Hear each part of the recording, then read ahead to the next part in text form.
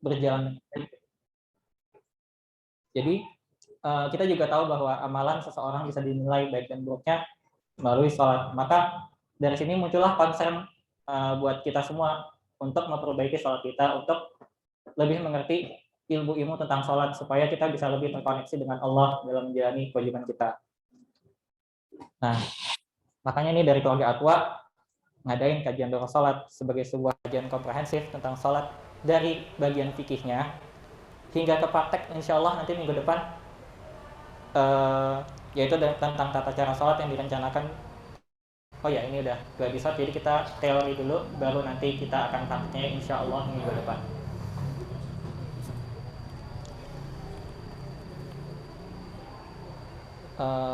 Oke, sebentar.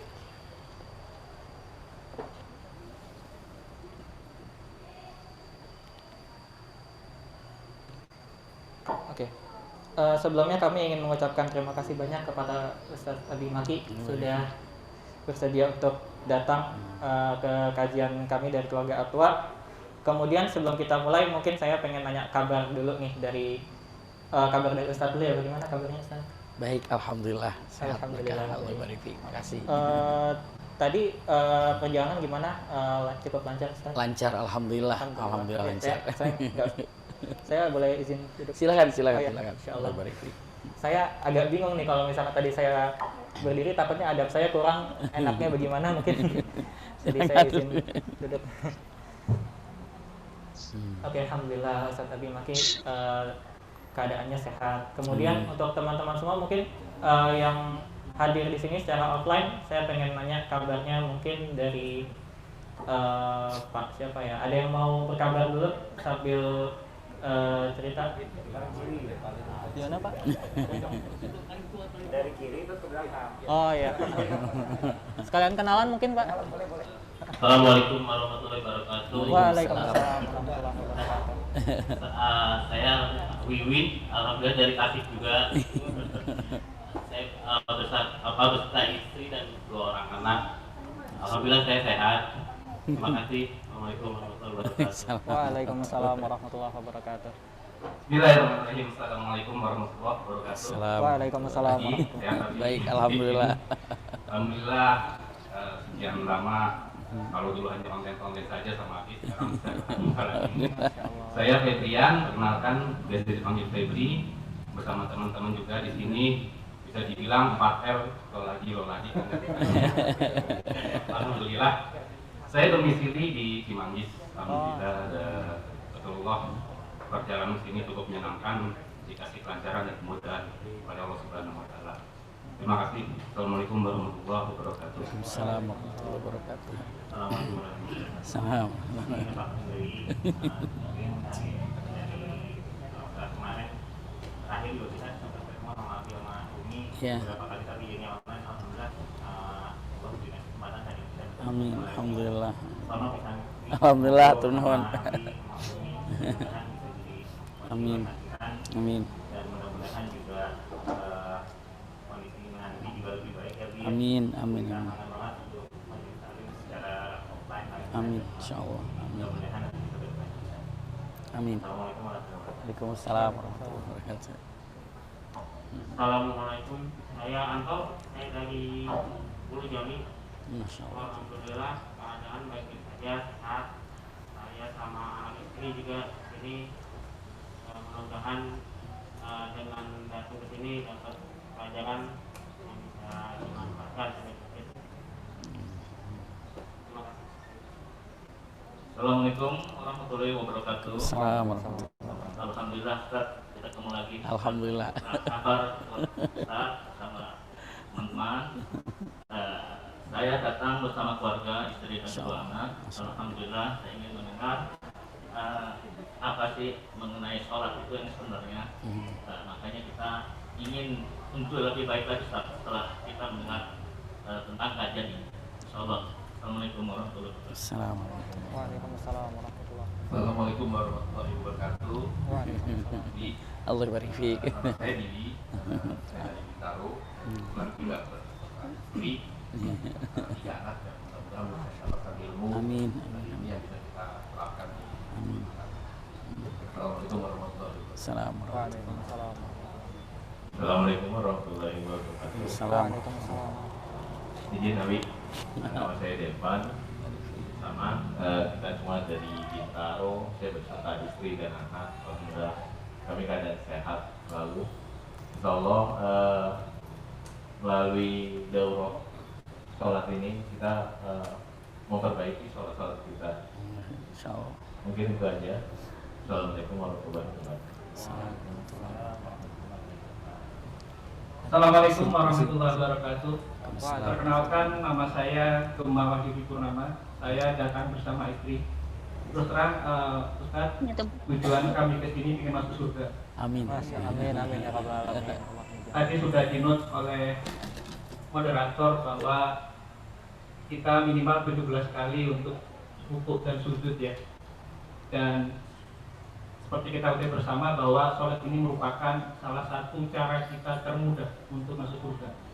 Apabila sholat kita baik, maka tidak perlu dihisab dan mendapatkan karpet dari Allah untuk menuju jannah. Jadi izin Ustaz, mohon dikeluarkan semua trik dan tipsnya supaya kita bersama-sama serombongan banyak ini bisa di surga bareng-bareng, kompleksnya juga bareng bersama dengan para nabi dan syuhada. Amin. Baik, terima kasih. Assalamualaikum warahmatullahi wabarakatuh. Assalamualaikum. Baik, assalamualaikum warahmatullahi wabarakatuh. Assalamualaikum. Dengan Bumi, Nabi, Barifi. saya kebetulan juga hadir bersama istri dan juga 2 orang anak. Alhamdulillah kondisi kami dengan dalam keadaan baik, sehat, alhamdulillah. Dan mudah-mudahan pada kesempatan kali ini juga kami bisa kembali belajar dan menyempurnakan kewajiban utama kita untuk bisa beribadah kepada Allah, dalam hal ini sholat. Mohon bimbingannya, Abi. Semoga kita semua bisa menyempurnakan ibadah sholat kita ke depannya.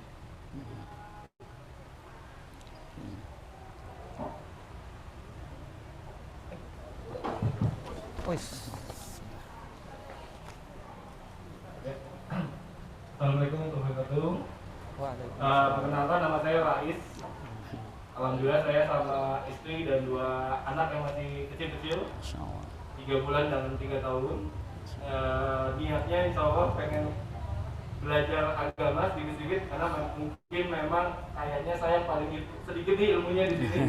Jadi mudah-mudahan dengan niat baik lulus, alhamdulillah dipermudah jalannya sama Allah, datang ke sini ya insya Allah ya, mohon dibimbing sedikit-sedikit agar ilmunya bisa lebih banyak dan insya Allah memang niatnya juga bisa lebih baik. Amin.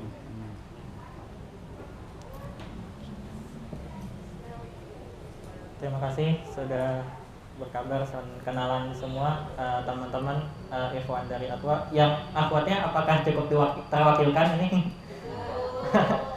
Oke, alhamdulillah sehat-sehat semua ya. Untuk yang di Zoom, apakah ada mau perwakilan? Oh, ya, oke. Kita lanjut. Jadi insya Allah habis ini kita akan langsung ada sesi materi dari Ustaz Abi Maki. Kemudian akan ada Q&A, kemudian closing statement. Kira-kira zuhur kita rampungkan, kita komplitkan. Kemudian oh ya, tata tertib. Untuk tata tertib kajian offline-nya, mohon untuk teman-teman semua agar bisa mengenakan maskernya, kemudian membawa hand sanitizer, juga menjaga jarak karena kita melakukan ikhtiar kita dalam menjaga diri kita dari terkena COVID-19.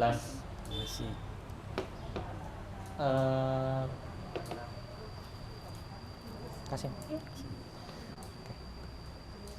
Kemudian ini untuk semuanya, baik teman-teman yang online dan offline, diharapkan bagi teman-teman semua yang menghadiri untuk perhatikan adab dan jaga wudhu. Kemudian khusus yang offline, mohon untuk mute audio sama kajian dan dianjurkan sekali untuk on cam karena itu bagian dari adab kita dalam berkajian juga. Kemudian bagi teman-teman yang sudah menyiapkan catatan, ya sebenarnya bukan cuma teman-teman yang sudah menyiapkan catatan sih, tapi teman-teman bisa mencatat baik itu di HP maupun di note yang bisa ditulis. Kemudian untuk pertanyaan, nanti buat teman-teman yang offline bisa minta kertas pertanyaan aja ke Teh Widya ya di belakang situ. Nanti akan diberikan kertas dan teman-teman bisa nulis di situ. Kemudian insya Allah akan dikasih ke Ustaz Abi Maki. Untuk teman-teman yang online, pertanyaannya bisa langsung aja tulis di kolom chat, atau bagi yang ingin anonimus, ingin tidak terlihat namanya, bisa chat secara private saja ke akun keluarga Atwa. Kemudian jangan lupa kajian ini di-share ke teman-teman kita agar dampak kebaikannya bisa lebih luas. Dan ini juga ada info bagi teman-teman yang ingin bisa ikut kajian bareng dan lanjut bareng keluarga Atwa, bisa join di Telegram melalui link t.me/keluarga-atwa. K-nya keluarga itu huruf kapital dan A di Atwanya huruf besar. Kemudian untuk infak dakwahnya, teman-teman bisa lihat di grup Telegram tersebut, atau bagi teman-teman yang ingin langsung membantu dakwah keluarga Atwa bisa membeli merchandise di belakang situ.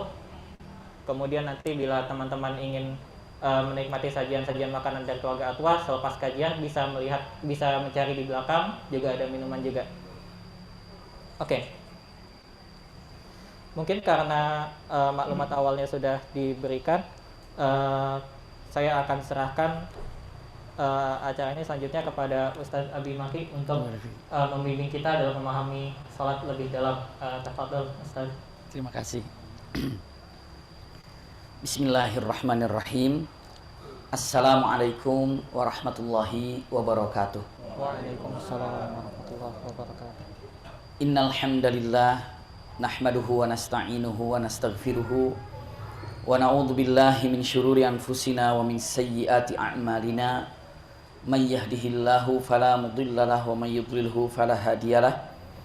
Asyhadu an la ilaha illallah wahdahu la syarikalah taqriran bihi wa tauhidan, wa asyhadu anna Muhammadan abduhu wa rasuluhu, amma ba'du.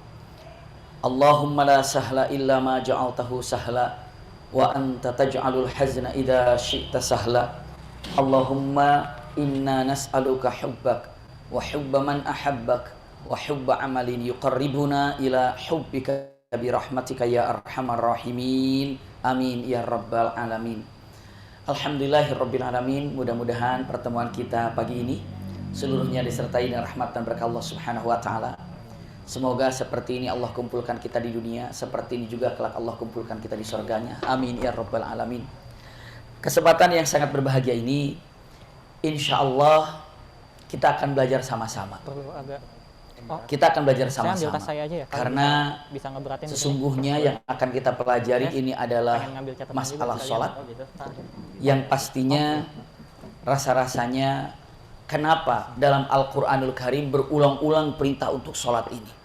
Iya, ada berulang-ulang beberapa kali perintah yang Allah sampaikan tentang masalah sholat. Kenapa? Ketika diulang-ulang pertanyaan ataupun perintahnya, bisa menjadikan sesuatu alasan. Yang pertama, karena banyak orang lalai di dalam masalah sholat, maka terus diingatkan. Berapa banyak orang lalai terhadap sholat, maka wajar dalam Al-Quran berulang-ulang perintah sholat, karena banyak orang yang lalai terhadap sholat. Buktinya, pegang baik-baik, buktinya, pernahkah ikhwah akhwat mendengar dalam firman Allah Subhanahu wa taala dengan jelas, wala taqrabus sholata wa antum sukara? Jangan engkau mendekati sholat kalau engkau dalam keadaan mabuk. Pernah dengar nggak ayat ini? Atau artinya pernah kan? Hatta ta'lamuna ma taqulun, sampai engkau faham dengan apa yang diucapkan. Jadi orang yang dalam keadaan mabuk jangan mendekati sholat. Jangankan sholat, mendekati sholat aja tidak boleh. Kenapa? Karena dia tidak faham apa yang diucapkan. Namanya juga lagi mabuk. Begitulah kira-kira. Tapi ingat, ternyata kita tidak mabuk, tapi sama-sama tidak paham artinya. Apakah ada yang mabuk di sini? Pastinya tidak ada. Tapi ketika ditanya dengan mengatakan apa arti sami Allahu liman hamidah, bingung. Ya apa artinya ya? Subhana rabbiyal a'la, padahal kita ucapkan. Juga bingung apa artinya ya? Ternyata secara tidak langsung dengan mengatakan kita ini mabuk dunia. Bukan mabuk dengan khamr, mabuk dunia. Mabuk dunia karena apa? Karena terlalu sibuk dengan urusan dunia sehingga lalai dalam urusan sholat. Maka itulah kenapa perintah sholat diulang lagi. Kenapa coba? Karena jawabannya banyak orang yang lalai dalam masalah sholat, makanya diperingati terus. Buktinya apa? Kita. Usia kita mungkin sudah ada kepala 2, kepala 3, kepala 4. Punten. Berapa banyak yang tahu tentang makna arti daripada sholat bacaannya. Sementara yang ditarik, yang dikejar, yang dicari oleh kita adalah kenikmatan dalam sholat itu. Kenikmatan itu pasti kalau dalam sholat urusannya kekhusyuan. Iya, khusyuk itu nikmat artinya. Jadi punten, ketika dengan kenapa harus berulang ya perintah Allah dalam sholat? Karena saking pentingnya. Itu nomor 2. Saking pentingnya. Kenapa Allah perintahkan sholat berulang? Karena penting. Pentingnya apa? Pentingnya Rasulullah mengatakan, punten, apa kata Rasulullah? Perbedaan antara orang mukmin dan orang kafir, sholat.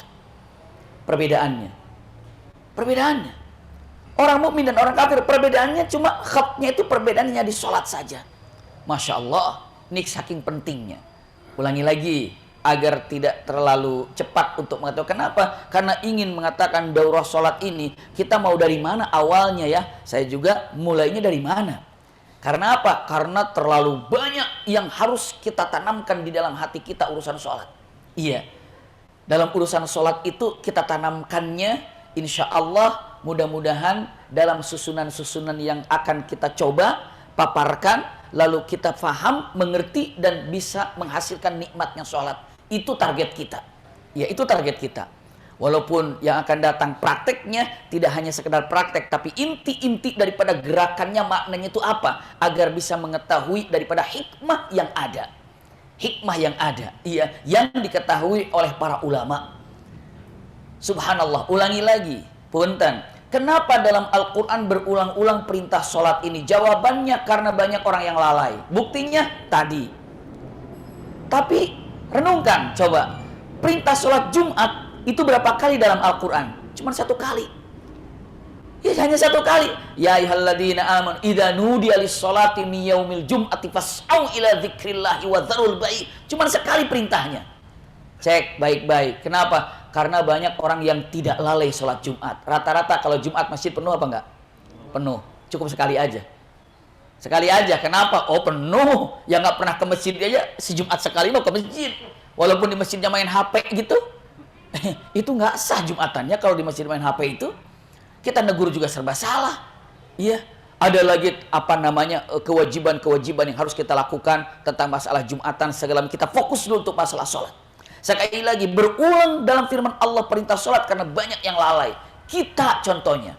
Saya, ikhwah, akhwat. Iya. Lalai apa? Lalai dari waktu. Lalai dari makna. Lalai tidak belajar gerakan. Makanya dari sini Al-Quran mengatakan fawailul lil musallina alladzina hum an sholatihim sahun. Celakalah mereka yang sholat. Yang apa? Yang lalai dengan sholatnya. Lalai. Berarti dia mengerjakan, cuma lalai. Apalagi yang tidak mengerjakan. Astagfirullah. Celaka yang sholat, yang lalai dalam keadaan sholatnya. Lalai apa? Tuh maknanya. Kita istighfar dalam hati. Astagfirullah. Saya ternyata.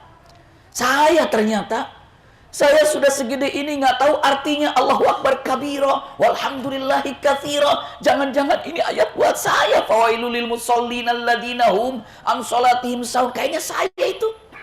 Apapun yang ada dalam Al-Quran. Gambaran tentang sesuatu yang buruk, bukan menempelkan, mencari siapa teman kita yang seperti itu. Bukan gitu, tapi tunjuk siapa? Kita.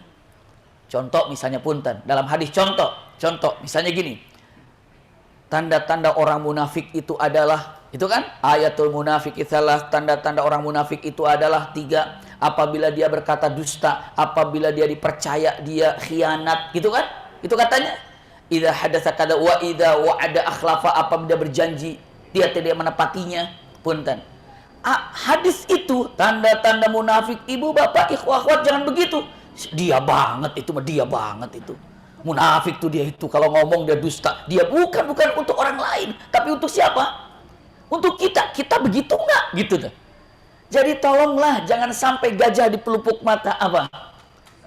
Tidak tampak, tapi kuman di seberang lautan nampak, kelihatan. Kadang-kadang buat kita seperti itu.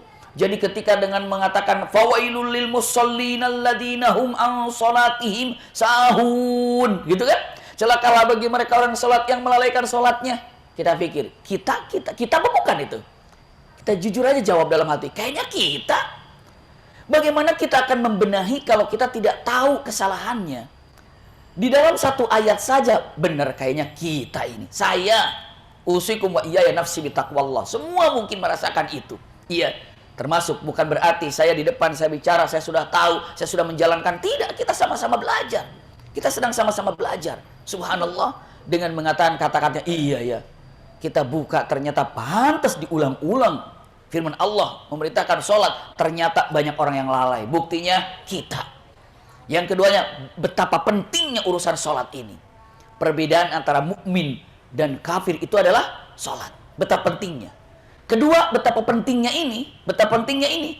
Awwalu ma yuhasabu indallahi as-sholah. Kelak di akhirat, yang pertama ditanya itu oleh Allah, urusannya sholat dulu. Sholat dulu.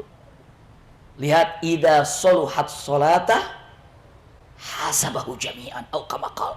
Apabila sholatnya baik, maka semua amalannya dihisab. Semua amalannya dihisab. Zakatnya, puasanya, hajinya, umrohnya, majlisnya, silaturahimnya, dihisab semuanya apabila sholatnya bagus. Tapi apabila sholatnya tidak bagus, nggak bisa. Nggak bisa. Sholat itu ibarat cantolan. Kalau di misalnya kalau kita gantungan baju itu apa namanya? Gantungan baju ya? Apa? Hanger ya? Apa namanya? Hanger gitu ya. Kita taruh di tembok gitu kan? Punten. Taruh begini. Kalau sudah hangernya kuat, maka ibu bapak naruh apapun bisa. Taruh. Masya Allah. Sekuat hanger yang ada, berapapun yang disimpan kuat. Tapi kalau nggak ada hangernya ini, mau ditaruh apa? Sholat, zakat gantungin, puasa gantungin, haji gantungin, silaturahim gantungin. Semua akan bisa kita miliki dan bisa aman ketika digantungkan melalui sholat. Itu perumpamaan pertama saja. Tapi ada perumpamaan yang indah, disampaikan para ulama, punten.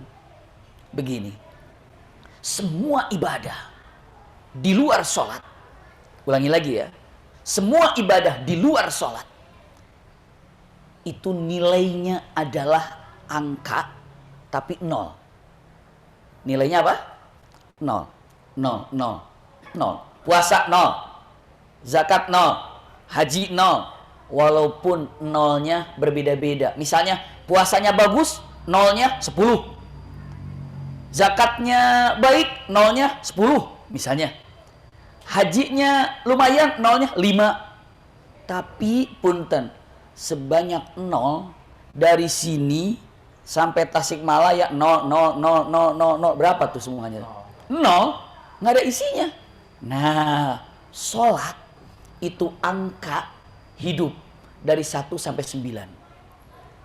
Kalau sholatnya bagus, nilainya 9. Kalau mungkin sholatnya kurang bagus, di bawahnya. Bisa jadi yang paling rendah sholatnya nilainya berapa? 1. Lihat, punten. 0 kalau bersandi dengan 1 berpengaruh apa enggak? Ngaruh. Yang membedakan 1000 sama 1 juta, sama 100 juta, sama 1 miliar, yang membedakan apa? 0. Depannya tetap 1. Itu maksud saya.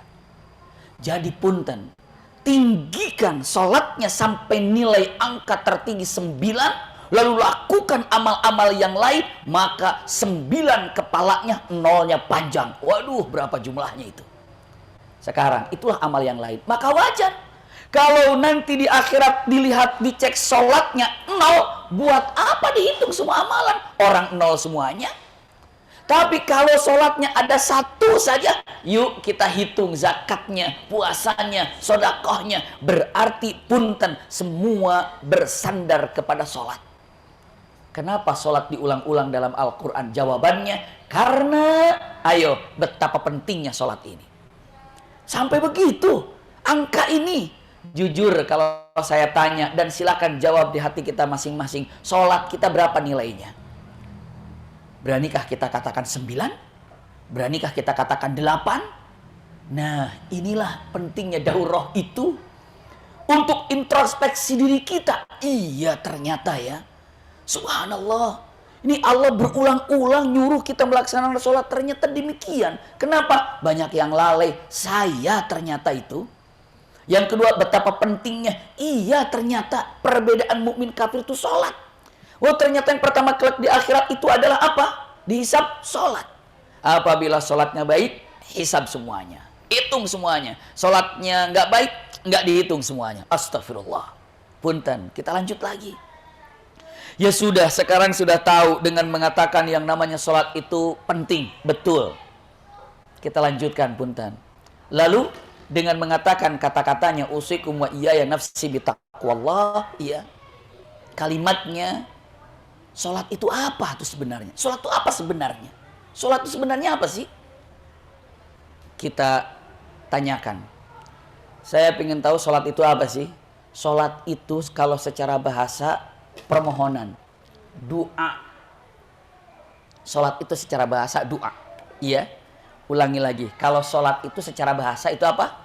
Doa. Doa itu apa? Permohonan. Permohonan. Di bawah aja kali ya. Ya. Jadi sholat itu artinya apa? Doa. Doa itu artinya apa? Permohonan. Permohonan. Punten. Agar lebih jitu lagi, ingin lebih nikmat lagi. Karena walau bagaimanapun di dalam sholat itu ada permohonan gak isinya? Ada. Rabbi firli warhamni wazburni. Gitu kan? Lagi sholat ada permohonan. Iyyaka na'budu wa iyyaka nasta'in. Permohonan bukan? Permohonan. Oke, permohonan. Iya. Jadi sholat itu artinya doa. Doa itu artinya dalam bahasa Indonesia permohonan. Artinya adalah punten, permohonan kepada Allah, ya, yang pasti Allah kabulkan. Itulah artinya doa. Permohonan pada Allah yang pasti Allah kabulkan. Bisa dipahami sampai di sini? Punten. Dan kalau yang namanya kita, pernahkah ikhwah akhwat mengajukan permohonan kepada seseorang? Pernah atau sering? Iya. 1. Ada yang dikabulkan? Ada. Ada yang tidak dikabulkan? Ada. Ada yang cuma dikabulkannya sedikit? Ada. Dan belum tentu bisa dikabulkan. Tapi kalau Allah subhanahu wa ta'ala itu pasti mengabulkan. Itulah namanya doa. Doa. Makanya kalau dikatakan kalau doa adalah permohonan, sulit juga diartikannya. Karena harus begini, doa adalah permohonan kepada Allah yang pasti dikabulkan. Itu doa. Ya. Kalau hanya doa itu adalah permohonan, belum tentu. Maksudnya apa? Harus panjang. Kenapa? Setiap permohonan yang disampaikan kepada Allah pasti dikabulkan. Itu dia. Maka tolong, Masya Allah, arti dalam kenyataan saat kita ini sholat itu doanya dahsyat. Minta. Itu secara bahasa. Kalau secara istilah apa? Secara istilah itu para ulama mengatakan kata-katanya, ya, ucapan dan perbuatan, ya, yang telah dicontohkan oleh Rasulullah, diawali dengan takbir, diakhiri dengan salam. Itu dia, ulangi lagi.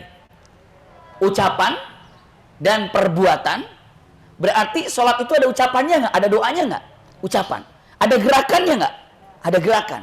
Yang telah dicontohkan Rasulullah. dari urutannya, dari bacaannya dicontohkan Rasulullah. Iya. Yang diawali dengan takbiratul ihram, takbir itu Allahu Akbar. Nah, itu dia. Iya, mulai takbiratul ihram diakhiri dengan apa? Salam. Itulah istilahnya. Salat itu. Jadi kalau secara bahasa, salat itu doa. Maksudnya apa? Permohonan kepada Allah yang pasti Allah kabulkan. Secara istilah apa? Istilahnya itu adalah, simpan baik-baik, apa? Perbuatan atau ucapan dan perbuatan yang telah dicontohkan Rasulullah, iya, yang diawali dengan takbir, diakhiri dengan salam. Itu entengnya, itu ucapan yang paling mudah untuk kita pahami dengan cepat. Karena punten, kita mencoba untuk lebih meringkaskan, tapi masuk dalam hati sehingga bisa memaknai tentang masalah sholat ini nyaman ketika kita melaksanakannya. Tahapan selanjutnya, punten, iya, kita sudah tahu betapa pentingnya sholat, iya, dan kita tahu betapa lalainya kita sholat, betul. Selanjutnya kita tahu sholat lugatan dan istilahan. Subhanallah. Kita lanjutkan, lihat, berarti sholat ini adalah, simak kalimat ini baik-baik, kita ini, ulangi, kita ini terdiri daripada jasad dan ruh. Jasad dan ruh, ingat itu. Jasad ingin sehat, ruh pun ingin sehat. Pastinya. Ini teorinya untuk dipegang baik-baik. Jasad kita ini terbuat dari apa? Dari apa? Ya, jasad dari tanah. Jasad dari tanah. Oke. Karena jasad dari tanah, kalau ingin sehat jasad ini, maka makanannya bersumber dari tanah. Apakah ada yang ikhwah akhwat makan bukan dari sumber tanah? Ada nggak kira-kira? Semua dari tanah. Padi, tumbuh tanah. Kambing, makanannya apa? Ayam, makanannya apa? Bebek, makanannya apa? Semuanya sumbernya tanah. Berarti kalau ingin sehat, makanlah makanan-makanan yang bersumber tanah. Dan kita, karena dari tanah, makanannya pun tumbuh dari tanah, kita wafat pun kembali dari tanah. Karena tubuh kita dari tanah. Ruh dari mana? Allah. Maka makanannya pun dari Allah. Apa makanan terindahnya? Sholat. Masya Allah. Jadi ketika sholat sedang memberikan makanan ruh. Ruh kita sedang dikasih konsumsi, sudah dikasih makan. Pertanyaan dilanjutkan. Ibu, bapak, ikhwah, akhwat pernah nggak makan enak? Pernah nggak makan enak? Kalau nggak enak makan gimana? Cari yang enak nggak kira-kira? Pasti. Aduh, nggak nafsu makan, nggak, nanti cari di sana, cari di sana, cari di sana. Bisa begitu. Kenapa? Rugi rasanya kalau kita masuk setempat restoran besar misalnya, pesan itu, pesan ini, pesan, ternyata nggak nyangkut, nggak enak, kita nggak enak, begitu, rugi. Kenapa? Itu adalah demi jasad. Pernah nggak kita resah, gundah gulana karena merasakan sholat tidak enak? Pernah nggak kita kira? Itu dia dirasakan oleh kita. Aduh, kenapa ya saya nggak enak terus sholat ya? Padahal kita rubah pertanyaannya sekarang. Ibu bapak untuk apa makan? Ikhwah akhwat untuk apa makan? Untuk apa? Kebutuhan bisa. Kebutuhan agar apa? Agar hidup. Kita makan kebutuhan agar hidup. Oke, semua sepakat.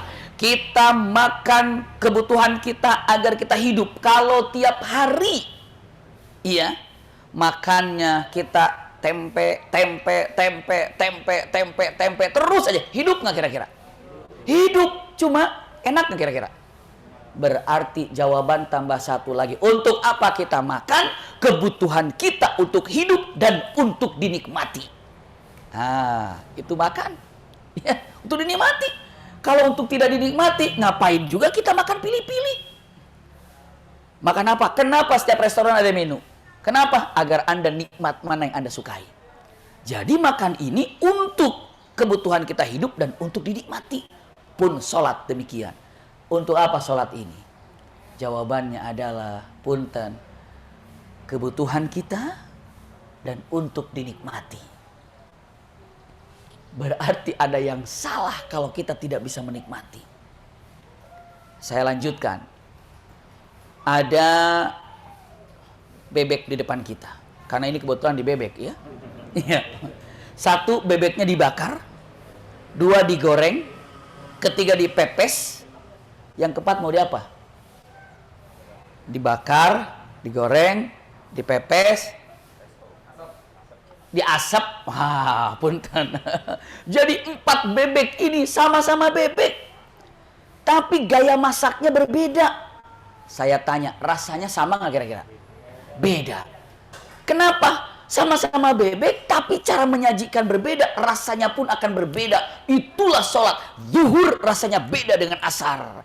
Asar rasanya beda dengan maghrib. Maghrib rasanya beda dengan isya. Isya rasanya beda dengan subuh. Kalau kita sehat hatinya. Nggak usah jauh-jauh ibu bapak.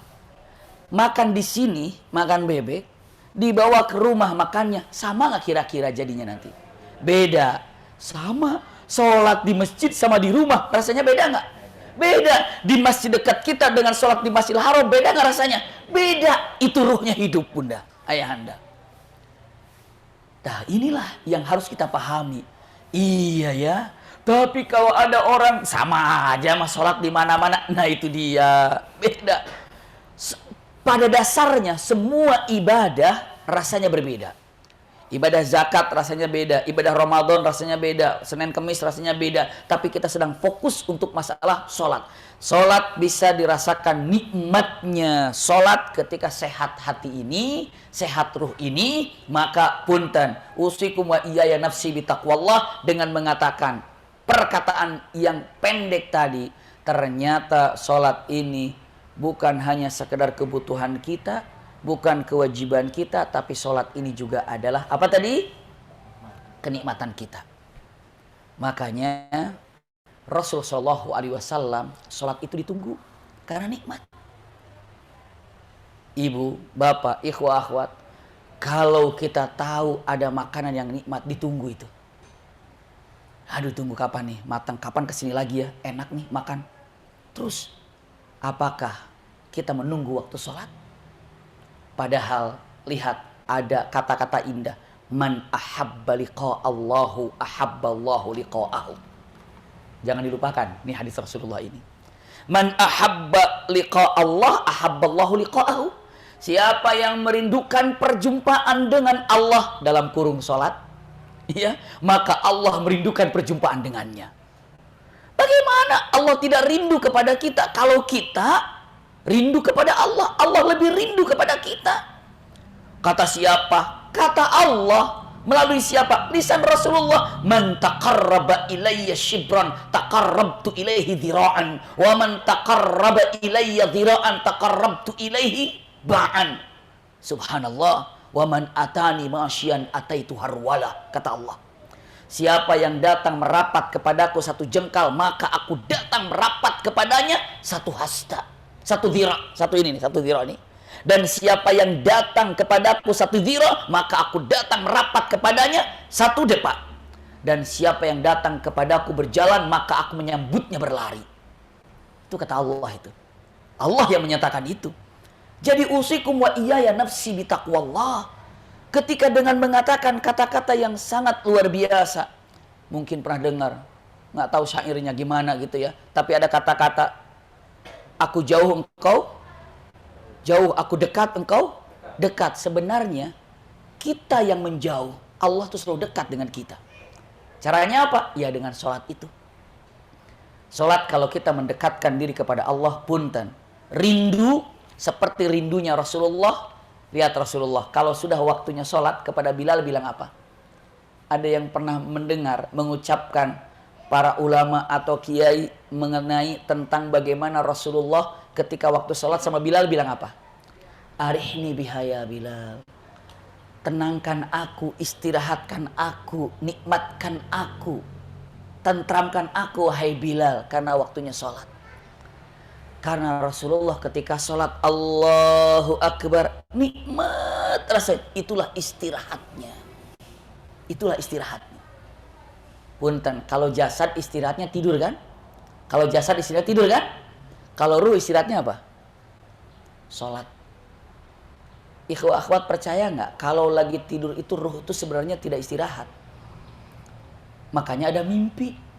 Karena ruhnya ngelayapan aja kemana-mana. Iya. Tapi punten, kalau sedang sholat itulah istirahatnya ruh. Termasuk semua amalan-amalan yang soleh yang kita lakukan, ruh istirahat seperti di majelis ini. Ruh tenang, santai di majelis ini. Ikhwah tahu nggak kenapa dalam majelis ini Allah berikan ketenangan, ruh kita tenang, damai, santai. Kenapa coba? Karena di atas kita entah berapa malaikat membentangkan sayapnya. Subhanallah. Kata siapa? Rasulullah. Majtama'a biqaumin yatadarrasuna al-Qur'an. Tidak ada satu kaum, mau 2 orang pun dia di situ ngobrolin tentang syariat, berbicara tentang keagungan Allah, berbicara tentang kewajiban hamba kepada Allah. Pertama, illa haffat bihimul malaikah, kecuali di atasnya dibentangkan sayap-sayap malaikat. Ya Rabbana, wa ghasyiyatuhumur rahmah, lalu dihujani oleh Allah dengan rahmatnya. Kalau kita melihat dengan mata batin, tidak dengan mata lahir, cuma kita tidak bisa melihat karena terhalang. Iya, terhalang. Dengan apa? Kita kan masih zahir. Kalau kita melihat hakikatnya, ikhwah akhwat sekarang lagi basah kuyup semuanya. Basah semuanya. Dengan apa? Rahmat Allah. Wa ghasyiyatuhumur rahmah. Yang ketiganya apa? Wa yudhkaru fima indahum. Allah sebut namanya satu persatu. Kalau tadi udah perkenalan kan, malaikat udah tahu namanya siapa. Saya nggak tahu. Iya. Malaikat sudah tahu namanya. Dan Masya Allah ternyata ikhwahnya di sini wajahnya nggak asing buat saya. Sahabat-sahabat saya semua, teman-teman saya semuanya. Masya Allah. Iya. Ketahuan. Kalau ketemu saya, insya Allah ketemunya di majelis, nggak di mana-mana ya. Jadi seperti itu. Maka tadi olah lagi itu ya memang di masjid lagi, di majelis lagi. Dan teman-teman kita itu semuanya. Kenapa? Pernah dengar Syahid Al-Qarni ketika ditanya, Syekh, siapa teman saya di sorga nanti? Jawabannya, temanmu di sorga nanti adalah temanmu yang sering kamu lihat wajahnya di majelis taklim. Itu temanmu di sorga. Subhanallah. Wajahmu yang kau sering lihat di majelis taklim itu temanmu di sorga. Masya Allah. Iya. Makanya tadi dengan perkataannya, saya datang ke sini, saya ingin masuk surga. Ini sedang menuju mudahnya masuk surga. Bukan kata saya itu. Man salaka tariqan yaltamisu fi ilman sahalallahu bi tariqan ilal jannah. Intinya, siapa saja yang memudahkan langkah kakinya untuk mencari ilmu, seperti itu juga Allah mudahkan dia menuju surga. Masya Allah. Ini hari Ahad begini nih, enaknya ngapain kira-kira nih? Pagi-pagi gini ngapain enaknya nih? Jogging, olahraga, sepedahan. Subhanallah. Iya. Itu paling enak kan? Apa sama anak-anak semuanya. Subhanallah. Luar biasa. Iya, enaknya demikian. Tapi enggak kenapa. Ruh saya harus sehat. Nanti jasadnya kita atur lagi lah. Ruh saya harus sehat. Datang kemari. Masya Allah. Tahu yang keempatnya apa? Malaikat kan tadi nyebut namanya satu persatu kan? Wa yudhkaru fiman, Allah yang menyebut, bukan malaikat. Allah yang menyebut. Jadi tidak ada satu orang pun yang duduk di sini kecuali Allah menyebutnya. Fulan ibnu fulan, fulan, fulan, fulan, fulan, fulan. Yang keempatnya apa? Malaikat bilang, Ya Rabb, katabtu asma'ahum. Ya Allah, aku telah catat nama-nama orang yang telah kau sebut tadi, yang duduk di majelis ini. Lalu malaikat nanya, aku apakan nama-nama ini ya Rabb? Tahu ikhwah akhwat jawaban Allah? Ketika malaikat mengatakan, aku apakan nama-nama ini ya Rabb? Aku apakan nama-nama ini? Allah jawab apa? Alikhum bi abwabil jannah. Tempelkan nama-nama itu di pintu surga. Masya Allah. Makanya orang yang hadir di majelis taklim itu, kadang-kadang kami suka iri. Irinya apa? Irinya subhanallah, ini orang hadir ke majelis taklim. Kalau kita mah diundang, kalau nggak diundang mungkin nggak datang. Kalau ibu bapak begitu, iya ada kajian, datang. Ada kajian, datang. Ada kajian, datang. Masya Allah. Hakikatnya yang sedang datang ke majelis taklim itu seperti datang ke jannahnya Allah. Subhanallah. Hujan rahmat, disebut namanya. Malaikat menjaga dengan sayap-sayapnya. Lalu nama-namanya disimpan di pintu surga. Indah sekali, karena sedang berkumpul di tempat ini. Ulangi lagi. Punten, berarti kita sholat bukan hanya kewajiban ataupun kebutuhan, tapi ada kata lain apa? Dinikmati. Itu yang sedang kita kejar. Kalau sudah nikmat, ketagihan. Arihni bihaya Bilal, arihni bihaya Bilal, istirahatkan aku wahai Bilal. Ini sholat waktu tiba. Ya Bilal, istirahatkan aku karena sholat tiba. Kalau kita istirahatnya ngapain coba? Sholat dulu dong, ntar istirahat dulu. Begitu kita. Justru hati itu istirahatnya itu sholat. Subhanallah. Makanya nggak ada bosan-bosannya ketika nikmat sholat itu, masya Allah. Itu kenyataan yang luar biasa. Kita lanjutkan. Nah sekarang ya sudah, saya pingin sekali untuk menikmati sholat ini. Nah ini baru merayap sedikit-sedikit, akhirnya sampai kepada apa yang kita inginkan. Tapi insya Allah apa yang disampaikan muqaddimah ini insya Allah manfaat buat ikhwah akhwat. Iya, dan disampaikan sebagai introspeksi kita juga. Akhirnya ya sudah, kalau gitu saya pingin mendapatkan menikmati sholat. Setelah kita tahu pentingnya sholat, setelah kita tahu tentang keagungan sholat, sampai dengan mengatakan hisab yang pertama kali itu sholat, ternyata itu kekeliruan di diri saya, termasuk kita semuanya mungkin dalam keadaan apa? Lalai dalam melaksanakan sholat, baik lalai secara waktu, lalai secara bacaan, lalai secara gerakan. Saya tidak mau lalai lagi, saya ingin memperbaiki. Bismillah. Buktinya datang kemari ingin memperbaiki sholat kita. Kita lanjutkan. Dari mana mulainya ya? Sudah tahu mana sholat? Yuk kita sedikit saya sampaikan. Berapa banyak umat muslimin muslimat yang sekarang ini sholat, punten, kadang-kadang lupa terhadap sejarahnya. Karena begitu tahu sejarah ada pengetahuan baru. 5 menit saya gambarkan. Sholat itu terbagi 3. Sholat sebelum Isra Mi'raj, sholat setelah Isra Mi'raj, dan sholat setelah hijrah. Maksudnya bagaimana? Yaitu 3 tahapan. Yang sampai hari ini kepada kita adalah sholat setelah apa?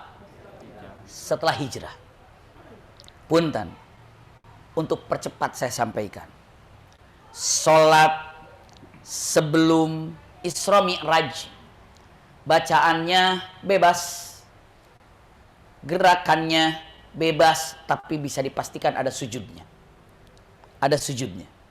Iya, bacaan bebas, gerakan bebas, waktunya pun bebas. Kiblatnya ke Aqsa.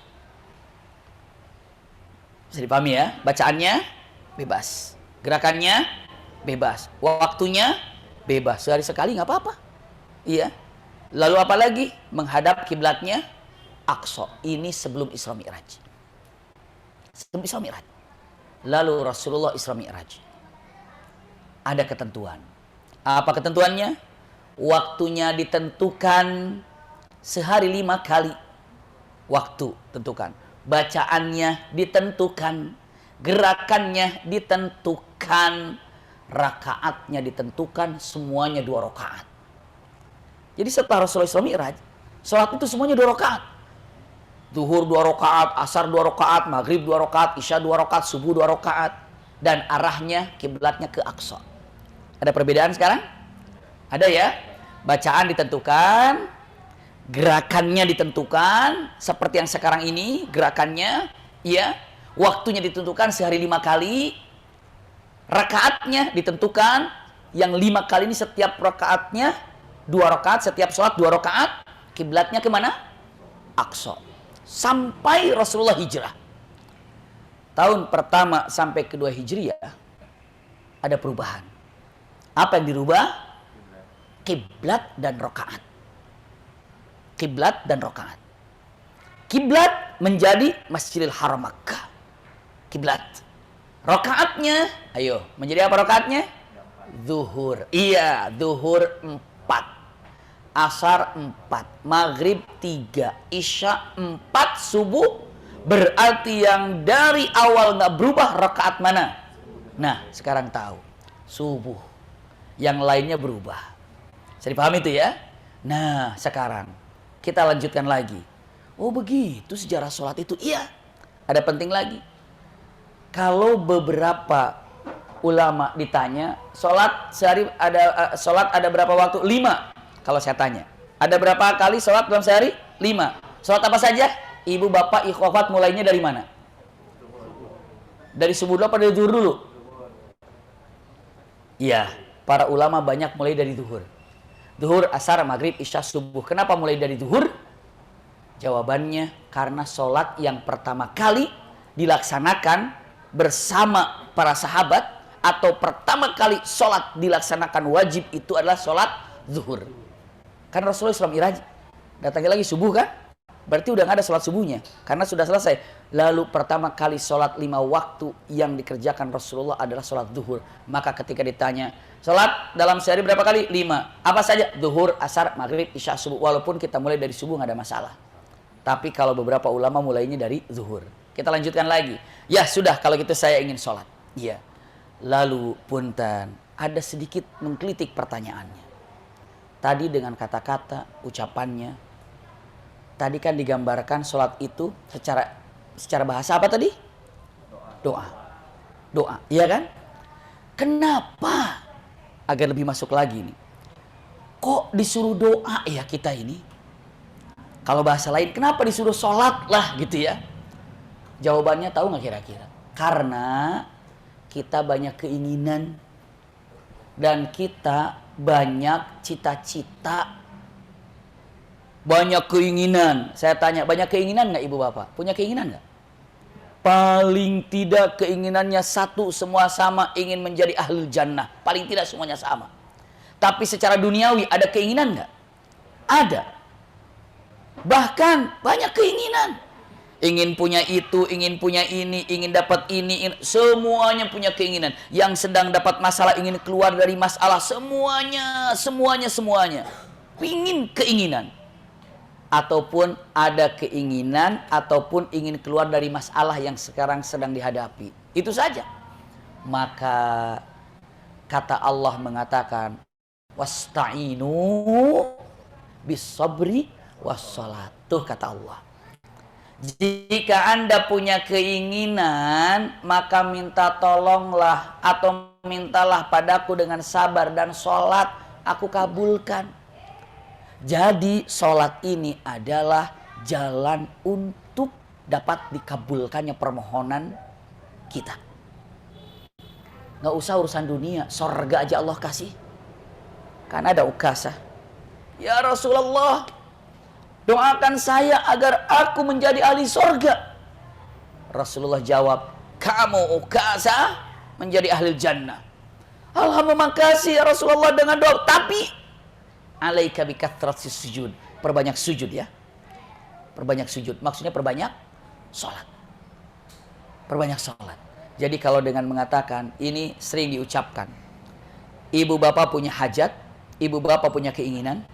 Lihat, mungkin ada tanya-tanya, keinginan saya, permohonan saya, pengabulannya masih lama apa enggak ya? Gitu ya. Jawabannya adalah, coba apa? Sedekat apa kening ke tempat sujud, sedekat itu juga permohonannya untuk segera dikabulkan. Sejauh apa kening ke tempat sujud, sejauh itu juga permohonannya untuk dikabulkan. Justru saat banyak keinginan, perbanyak sujud. Banyak sholat. Inilah di awal teori yang ada tentang ilmu sholatnya. Oh, ini perbedaan mukmin dan kafir. Hati-hati lalai dengan sholatnya. Kita tahu makna sholat seperti apa lughatan, makna sholat secara istilahan.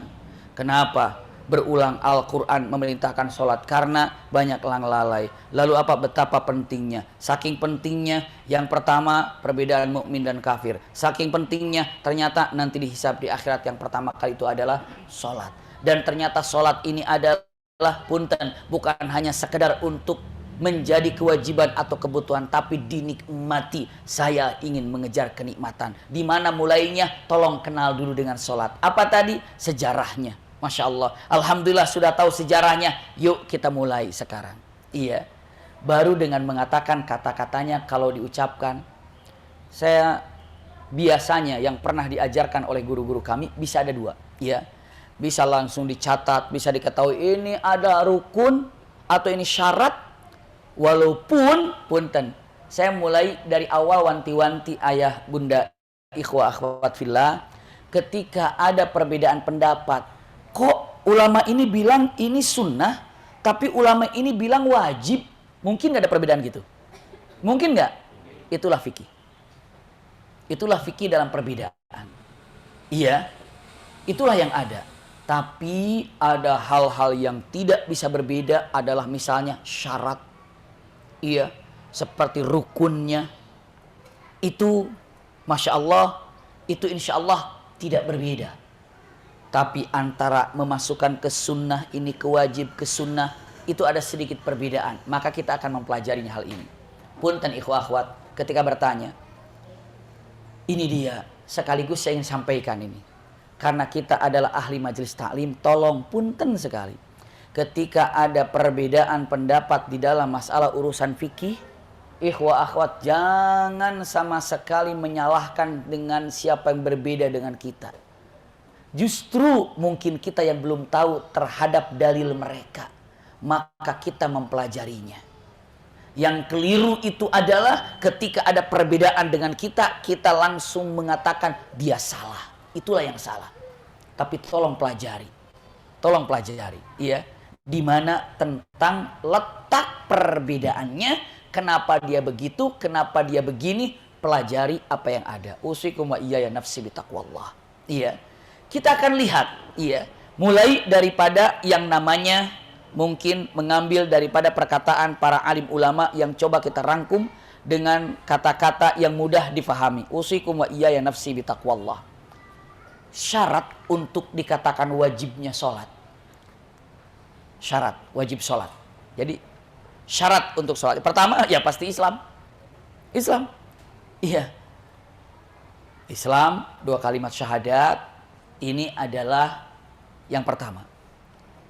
Kalau ada tidak Islam terus sholat, nyambung gak kira-kira? Nggak bisa walaupun dia sholat. Ada itu. Subhanallah. Sahabat teman kami. Tapi saya kenal dengan orangnya. Tapi dia sangat bersahabat dengan teman kami ini. Ketika di masjid, subhanallah, saya tahu kalau itu bukan agama Islam. Kami tahu. Tapi berada di masjid. Dan ikut Jumatan pula. Subhanallah. Iya. Akhirnya saya klarifikasi dengan sahabat kami ini. Fulan, karena saya lihat kok dia masjid. Apa dia udah Islam ya? Cuma saya biar-biar aja dulu. Selesai Jumatan, saya cross check sama sahabat. Fulan, dia itu teman kamu kan? Teman saya. Saya lihat di masjid. Oh biasa, Bi. Maksudnya biasa itu sudah Islam? Bukan. Kenapa? Dia yakin kalau ikut sholat ke masjid hatinya tenang. Subhanallah. Dia kalau lagi gundah ikut ke masjid, duduk di masjid, hatinya tenang. Subhanallah. Lalu saya katakan belum Islam? Belum. Lah kenapa? Nggak tahu. Tapi dia kalau lagi gundah pula ini datang aja ke masjid, ikut aja berjamaah. Nggak tahu apa yang dibaca dia apa. Pokoknya diam aja dia. Ikut ruku ya ruku, sujud. Tapi katanya dia bilang, tenang hati ini. Subhanallah. Coba orang seperti itu kira dapat pahalanya nggak? Enggak, karena nggak Islam. Akhirnya saya coba ingin menegur, maksudnya menegur itu ingin mengajaknya gitu ya. Enteng aja jawabannya. Saya lihat kemarin kamu Jumatan, iya lihat juga dia. Iya. Kirain Islam, belum. Saya tebak begitu. Nggak Islam aja, doain aja dapat hidayah. Gitu bilangnya. Doain aja biar dapat hidayah. Katanya astagfirullahaladzim. Masa begitu doanya? Doain aja biar saya dapat hidayah. Ya kalau begitu bagaimana caranya? Subhanallah. Iya. Kayak orang bawa pisau gitu ya. Ditusukin ke sini. Kita lihat, mau ditusuk. Iya. Kenapa? Doain aja biar nggak berdarah ya. Ya nggak bisa. Orang dia nusuk sendiri dia gitu. Doain ya Allah jangan berdarah. Ditusukin berdarah. Subhanallah. Kayak gini. Saya lempar, saya mau jatuhin ya. Doain aja biar nggak jatuh. Ya jatuh. Subhanallah. Jadi kata-kata ya udah saya katakan kalimatnya. Doain aja biar dapat hidayah. Udah sebenarnya kamu dapat hidayah. Cuman ada sesuatu yang mengganjalnya. Yaitu ganjalannya itu berarti belum dapat hidayah saya katanya. Ya sudah terserahlah. Subhanallah. Tapi yang jelas harus muslim dirinya. Muslim sholatnya wajib. Tidak muslim nggak perlu sholat. Kenapa? Punten. Karena kelak di akhirat orang yang tidak beriman kepada Allah, yakni tidak mengatakan 2 kalimat syahadat, tidak akan pernah dapat hisab. Nggak dihisab oleh Allah Subhanahu Wa Taala. Nggak dihisab. Yang dihisab itu orang yang mengatakan 2 kalimat syahadat saja, baru dihisab. Maka dikatakan ada hadis namanya hadis bitokoh. Hadis bitokoh itu artinya hadis kartu. Kartu seseorang maksudnya adalah kalau sekarang mungkin bisa dipahami kartu pelajar, gitu kan? Kartu mahasiswa, gitu tuh. Subhanallah. Nah, ini kartunya adalah, makanya dikatakan hadis bitokoh. Itu adalah la ilaha illallah Muhammadur Rasulullah, yang itu yang akan dihisab nanti. Tanpa memiliki dua kalimat syahadat ini tidak akan pernah dihisab. Contoh begini, saya perumpakan begini. Di mana yang terdekat universitas di sini? Universitas mana yang terdekat di sini? Apa itu? Jayabaya. Subhanallah. Di Universitas Jayabaya. Apakah setiap yang ada di Universitas Jayabaya itu semuanya adalah mahasiswa dan mahasiswi, atau ada yang di dalam tapi bukan mahasiswa dan mahasiswi? Ada nggak kira-kira? Ada tukang AC-nya, ada tukang kebunnya, ada yang jualan di luarnya, tapi di situ. Makanya dia tanya, Bapak anaknya berapa? Saya anaknya 3. Masya Allah, luar biasa. Yang satu di mana? Umpan. Yang satu di mana? PT IKI. Yang satu mana? ITB. Masya Allah, kuliah. Bukan jualan. Bisa jadi begitu. Ya, semuanya disebut-sebut tapi jualan. Lihat-lihat, punten. Maksudnya apa? Begitu ada ujian semesteran, misalnya di Jayabaya ini, yang akan diuji itu mahasiswa atau semua yang ada di sana? Hanya mahasiswa. Kekeh bilang, Pak, saya sudah lama loh di Jayabaya, sampai 5 tahun kok nggak diuji-uji. Anda kan bukan mahasiswa. Bisa dipahami ya? Ketika di akhirat nanti, sorry, Anda tidak dihisab. Kenapa? Anda bukan Islam. Itu kata-katanya. Nggak Islam, bagaimana mau dihisab? Nah, ingin dihisab itu la ilaha illallah Muhammadur Rasulullah. Buktikan dengan sholat. Itu dia. Jadi ada hadis bitaqah, la ilaha illallah Muhammadur Rasulullah. Islam yang pertama kali. Rajin sholatnya, kalau nggak Islam nggak bisa. Subhanallah. Islam nggak sholat juga bukan. Tadi perbedaan antara mukmin dan kafir itu adalah sholat. Lihat perkataan Umar bin Khattab ketika Umar bin Khattab ditusuk oleh Abu Lu'lu' al-Majusi. Kan pingsan kan? Begitu dia bangun lalu sholat, lihat pertanyaannya. Setelah ininya tusukannya lebar, robek oleh Abu Lu'lu' al-Majusi. Umar bertanya, siapa yang telah menusukku? Jawabannya, Abu Lu'lu' al-Majusi, orang Majusi, orang kafir. Apa kata Umar bin Khattab? Alhamdulillahilladzi qatalani rajulun la yusalli. Alhamdulillah yang telah membunuhku ini adalah laki-laki yang tidak sholat. Maksudnya laki-laki kafir, itu kata Umar. Tapi ucapannya rajulun la yusalli. Syarat mutlak dia sholat, wajibnya sholat, syarat mutlak adalah muslim. Syarat muslim, ya sholat kelihatannya. Ini syaratnya. Kedua, balik atau buluh. Sudah balik. Ada fikihnya itu. Silahkan pelajari lagi. Tapi insya Allah bapak-bapak udah balik semua di sini. Ibu-ibu juga udah balik semuanya di sini. Ya. Tapi kata-kata balik ini memang penting sekali. Balik. Iya. Alhamdulillah. Jadi balik wajib untuk melaksanakan sholat. Syaratnya. Yang ketiga, berakal. Ya. Akalnya berfungsi, tidak safi. Akal, berakal. Tidak perlu terangkan banyak-banyak lagi. Iya. Selanjutnya dengan mengatakan subhanallah, ya. Dengan mengatakan kata-katanya al-khulu min mawani syariah. Artinya tidak ada larangan di dalam hukum syariat, seperti kalau perempuan haid, berarti dilarang. Oh, dia muslimah, dia baligh, dia berakal tapi haid. Salat apa enggak? Tidak. Dia nifas, berarti dia tidak salat. Kenapa? Karena ada larangan-larangannya. Iya. Selanjutnya dengan mengatakan kata-katanya, dengan mengatakan apa coba?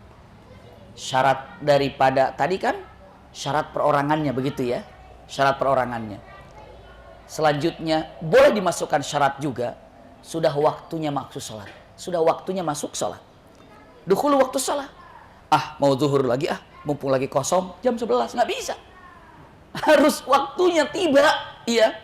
Dengan mengatakan kata-katanya, ucapannya, mumpung kosong nih Jumatan sekarang aja yuk, biar nanti Jumatan enggak, ya nggak bisa. Harus waktunya, berarti dukhulu waktu sholat ini syarat diantara sehat daripada apa namanya? Waktunya. Iya, dukhulu waktu sholat. Selanjutnya, punten, syaratnya ada niat dalam hati. Niat. Walaupun ada imamnya, Allahu Akbar. Selesai, Assalamualaikum, Assalamualaikum. Tetap pegel saya habis sholat. Emang kenapa? Tadi niatnya senam saya sholatnya. Nggak bisa. Kenapa? Harus ada niat. Niat, iya. Selanjutnya, syarat ini menghadap kiblat. Syarat menghadap kiblat. Maka daripada itu, alhamdulillah sekarang mah di handphone juga gampang. Cari kiblat itu kan, arahnya kemana, Masya Allah. Iya, subhanallah, ini arah kiblat gampang. Oh ke sana, Masya Allah, alhamdulillah teknologinya sangat canggih. Iya, usahakan ayahanda bunda kalau agak keraguan, kadang-kadang beberapa masjid dibelokkan kan. Pernah ngeliat nggak? Yang tadinya begini akhirnya jadi belokin ke kanan gitu. Pernah lihat? Itu karena apa? Dia menemukan kiblat yang dia dapatkan dengan teknologi. Tapi ada juga yang mengatakan, ini kalau korban teknologi ini kiblat dipindah-pindah. Teknologi ini kalau memang menguntungkan dan membenahi sesuatu yang keliru berkaitan dengan syariat, ikuti. Sekarang dengan mengatakan kata-katanya semua pegang handphone, Masya Allah. Handphone ini bagaikan punten pedang bermata dua. Mau digunakan apa? Banyak orang bisa menjadi ahli surga gara-gara handphone. Tapi mungkin nggak bisa menjadi neraka gara-gara handphone? Bisa nggak? Bisa. Banyak orang menjadi keluarga sakinah gara-gara handphone. Tapi banyak orang menjadi hancur berantakan keluarganya gara-gara handphone. Ada nggak kira-kira? Ada. Jadi dengan mengatakan itulah yang namanya handphone. Kita tergantung caranya bagaimana untuk memanfaatkannya. Maka punten niat. Bisa dipahami ya? Ataupun istiqbalul qiblah tadi. Selanjutnya, apalagi? Satrul aurah. Tutup aurat. Ini syaratnya. Perempuan, laki-laki auratnya seperti apa? Tutup aurat. Subhanallah, iya. Jadi jangan sembarang sholat kalau auratnya tidak tertutup. Tutup auratnya, baru laksanakan sholat. Lalu selanjutnya, at-taharah. Bersih. Bersih daripada hadas besar, bersih daripada hadas kecil. Berarti wudu itu namanya ya. Wudu, bersih dari at-taharah. Iya. Selanjutnya dengan mengatakan punten. Tadi kan toharoh daripada haditsain. Maksudnya bersih daripada hadas besar dan hadas kecil. Itu maksudnya. Yang selanjutnya boleh ditambahkan punten, bersih tempat yang kita pakai. Itu termasuk syarat. Jadi di sini dia mengatakan ada perkataannya subhanallah iya. Toharoh yang dijadikan selanjutnya toharoh kebersihan tempat. Itu juga bagian syarat. Dan selanjutnya dengan mengatakan toharoh daripada punten badan kita. Syarat. Jauh daripada najasah, bersihkan. Berarti kalau digambarkan toharoh ini bersih daripada hadas besar dan hadas kecil, bersih daripada tempat, dan bersih daripada yang ada di badan kita termasuk pakaian kita. Ini adalah yang dikatakan apa tadi? Apa namanya? Ya, syarat daripada sholat. Syarat. Sekarang, punten, lanjutkan. Udah syarat rukun sekarang. Pegang baik-baik. Nanti kan yang akan datang tinggal prakteknya. Waduh, termasuk kita akan lihat keajaiban-keajaiban gerakannya dan makna-makna yang luar biasa yang para ulama paparkan. Mudah-mudahan nanti ketika sholat tuh kebayang tuh begitu. Kadang-kadang masih saja, ini lagi sholat nih mata nih kemana ini? Apa begini apa ke atas? Lagi sujud di mata merem atau bagaimana? Terus lagi sholat tuh bacaannya kayak apa? Apa diem aja bagaimana? Takbir itu kita bilang Allahu Akbar apa diem saja? Itu banyak pertanyaan. Nanti itu akan diselesaikan insya Allah yang akan datangnya. Tapi lihat dulu sekarang teorinya atau catatan-catatannya agar tidak dilupakan oleh kita semuanya. Sekarang, apa sekarang? Setelah syarat, sekarang apa? Rukun. Subhanallah, iya. Kita lihat sekali lagi, ini perkataan para ulama yang digambarkan dari berbagai macam kitab, lalu kita rangkum dengan apa yang ada. Arkanus sholat, iya. Rukun sholat. Punten saya katakan, rukun ini apabila tidak dikerjakan, lupa atau disengaja, itu udah nggak bisa dimaafkan, udah batal. Iya, udah selesai. Kenapa? Karena rukun. Rukun ini tidak ada yang bisa menggantikannya. Kecuali ada hal-hal yang durub tidak dikerjakan. Contoh, rukun daripada sholat ini, pertama, iya, dengan mengatakan al-qiyam alal qadir, berdiri bagi yang mampu. Nah itu rukun. Dia mampu untuk berdiri, tapi dia tidak berdiri. Berarti dia ini punten lepas daripada rukunnya. Kalau memang sakit, duduklah. Ada orang yang berdiri mampu tapi sujud susah bangun lagi. Berarti pas berdiri dia berdiri, pas sujud dia duduk. Kenapa? Karena cuma begini saja. Kenapa? Sujud nggak bisa berdiri lagi. Ada kayak gitu. Iya. Maka dengan mengatakan ya pertama al-qiyamu fil fardi alal qadir. berdiri saat melaksanakan sholat wajib bagi yang mampu. Ini rukun. Yang kedua, takbiratul ihram. Mengatakan Allahu Akbar. Itu rukun. Mau sholat Allahu Akbar. Adapun tangannya mengangkat, kan ada nggak pernah gini? Saya pernah menemukan, iya, bahkan beberapa kali jadi imam seseorang, Allahu Akbar, langsung ke sini. Pernah nggak ikhwat menemukan itu? Jika pernah menemukan itu, jangan disalahkan. Kenapa? Dia berpendapat mengangkat tangannya itu adalah sunnah. Iya. Lalu ada yang mengatakan, enggak sunnah, wajib kok mengangkat tangan. Nanti kita akan bahas, lihat dulu sebentar. Ya. Namun yang jelas, yang jadi rukunnya itu adalah apa? Takbirnya. Takbirnya. Jadi kalau mengatakan kata-katanya cuma di sini Allahu Akbar, sunnah. Gerakannya Allahu Akbar, sunnah. Iya. Kalau misalnya Allahu Akbar tiba-tiba ke sini, tapi kan sayang kalau sunnah nggak dikerjakan. Punten, tahu nggak definisi sunnah ikhwat apa? Iya. Nah itu dia. Sunnah itu kalau dikerjakan dapat pahala, kalau ditinggalkan rugi. Jangan bilang dikerjakan dapat pahala, kalau nggak dikerjakan nggak apa-apa. Kita mah kejarnya nggak apa-apanya itu. Ayo dong sodako kan sunnah. Kenapa? Nggak dikerjakan nggak apa-apa. Nggak apa-apa aja kerjaannya. Kapan jadinya? Males itu mah. Bilang dikerjakan dapat pahala, nggak dikerjakan rugi. Karena sunnah itu bonus buat kita. Misalnya ikhwah, akhwat kerja di satu perusahaan. Ikhwah ini kerja di perusahaan. Terus kata bosnya bilang gini, hari Ahad yang datang ke kantor dikasih bonus 1 tahun gaji. Masya Allah. Yang datang dikasih, nggak datang nggak apa-apa. Pak, datang pak ke kantor dapat. Kan nggak dipaksa, yang datang juga nggak apa-apa, itu duit nggak apa-apa saya. On itu mah, ya. Cepet datang, kenapa? Rugi. 1 juta gak, apa 1 bulan gaji atau 1 tahun gaji. Subhanallah, ini sunnah. Coba pikirkan kata sunnah itu adalah bonus yang besar, rugi kalau nggak diambil. Frame sunnah itu sekarang kita mengetahui sunnah wajib, rukun. Bukan untuk ditinggalkan dan mana yang dilakukan. Tapi apa? Untuk mengetahui hukum-hukumnya saja. Ya, saya percepat. Punten. Selanjutnya, takbiratul ihramnya itu adalah rukun. Mengangkat tangannya, para ulama berpendapatnya itu adalah sunnah. Iya. Ala qaulil arjah. Tapi ada yang mengatakan wajib. Tapi kalau sunnah, sempurnakan sunnahnya. Kenapa ada ihsan? Oke, yang sunnah kayak apa sih mengerjakan tangannya di mana? Nanti kita akan bahas dalam praktek. Selanjutnya, rukunnya apa? Qiraatul Fatihah. Membaca suratul Fatihah. Firman Allah Subhanahu wa taala, simpan baik-baik. Apa kata-katanya? La sholata liman lam yaqra' bi Fatihatil kitab. Tidak sah salatnya kalau tidak membaca suratul Fatihah. Maka punten. Perbaiki suratul Fatihahnya. Benahkan bacaannya.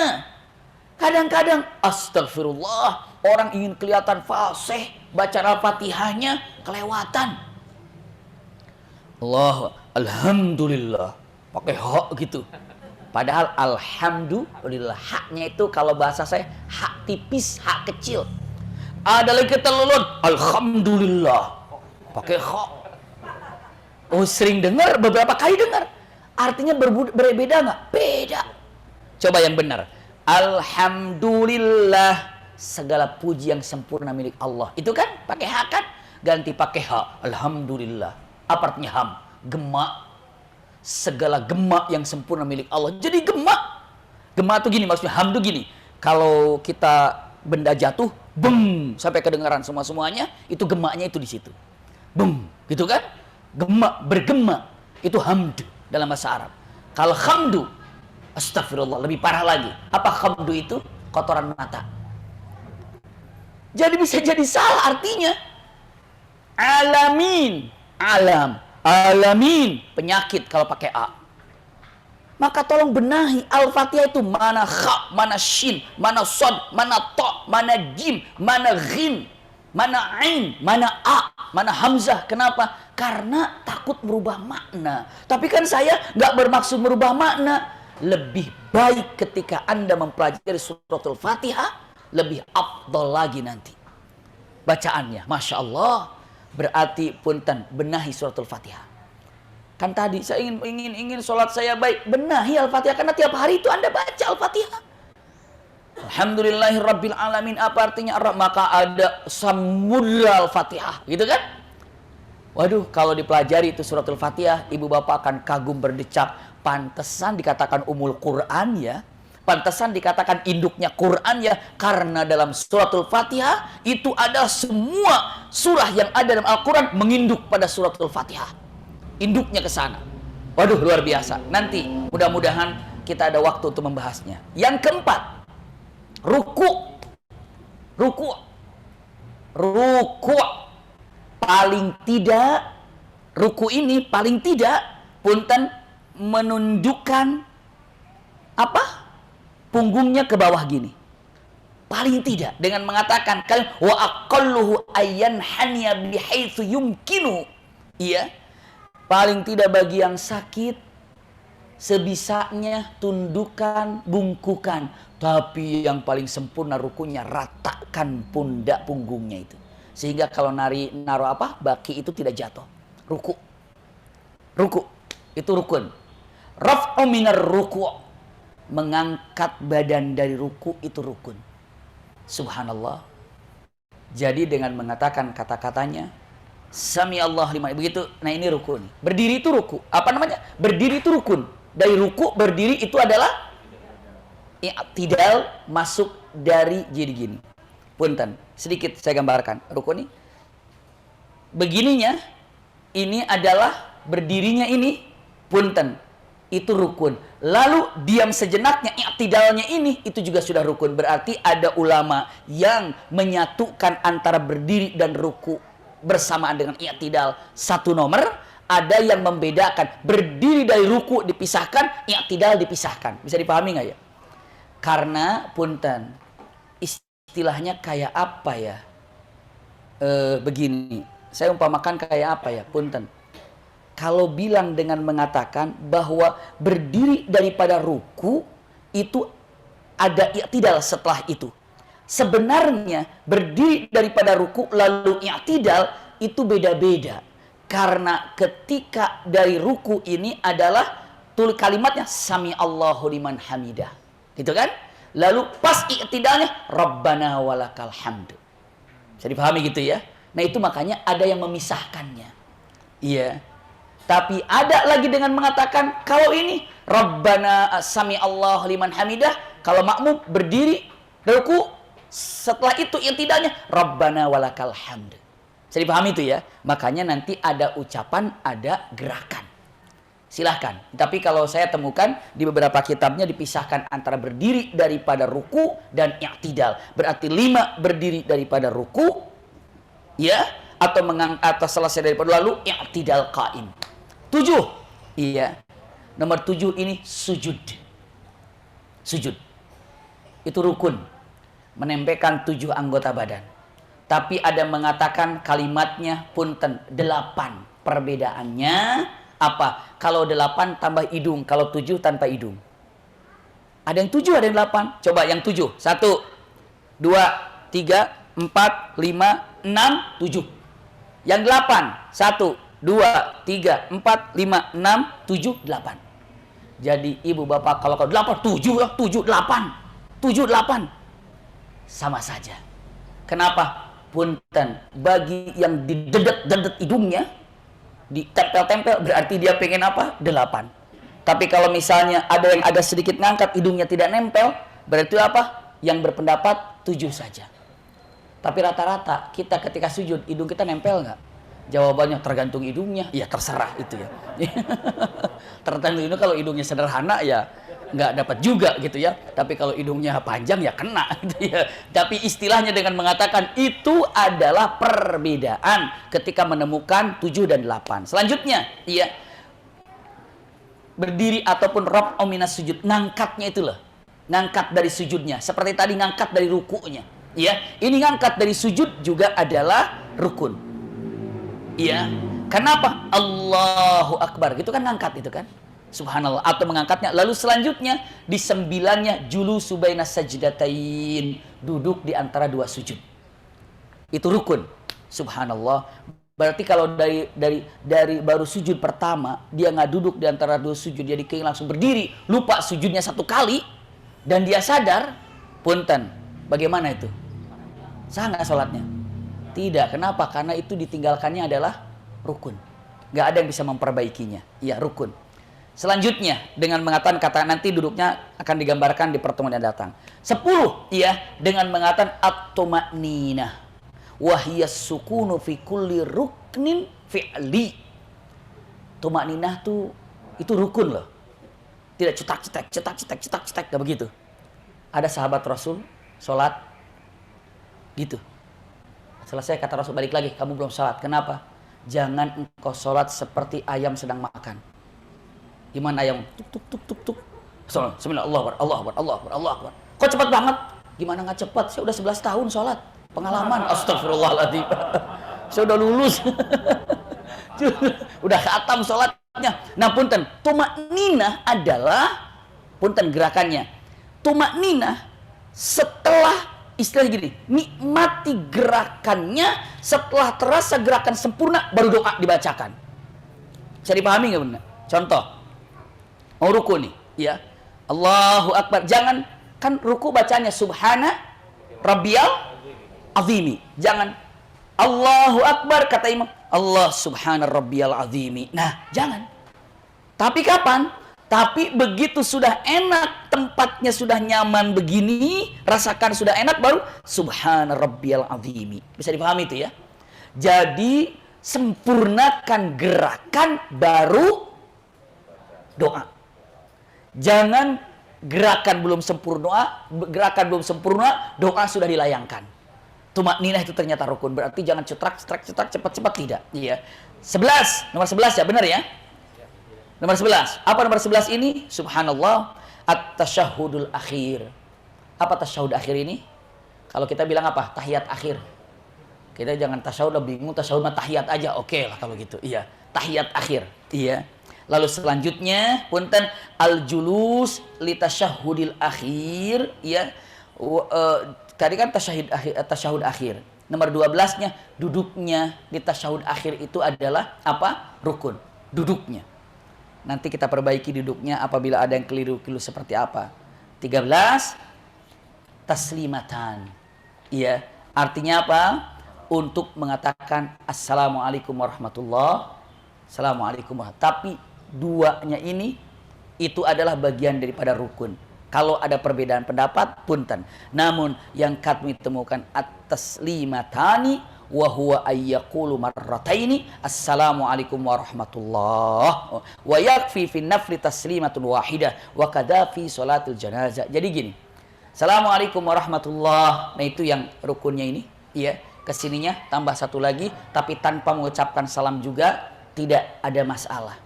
Tapi salamnya ini harus dikeluarkan, keraskan atau keluar. Tapi kalau ini gambaran cuma assalamualaikum warahmatullahi, apa-apa. Tapi ada assalamualaikum warahmatullahi, assalamualaikum warahmatullahi, nggak apa-apa.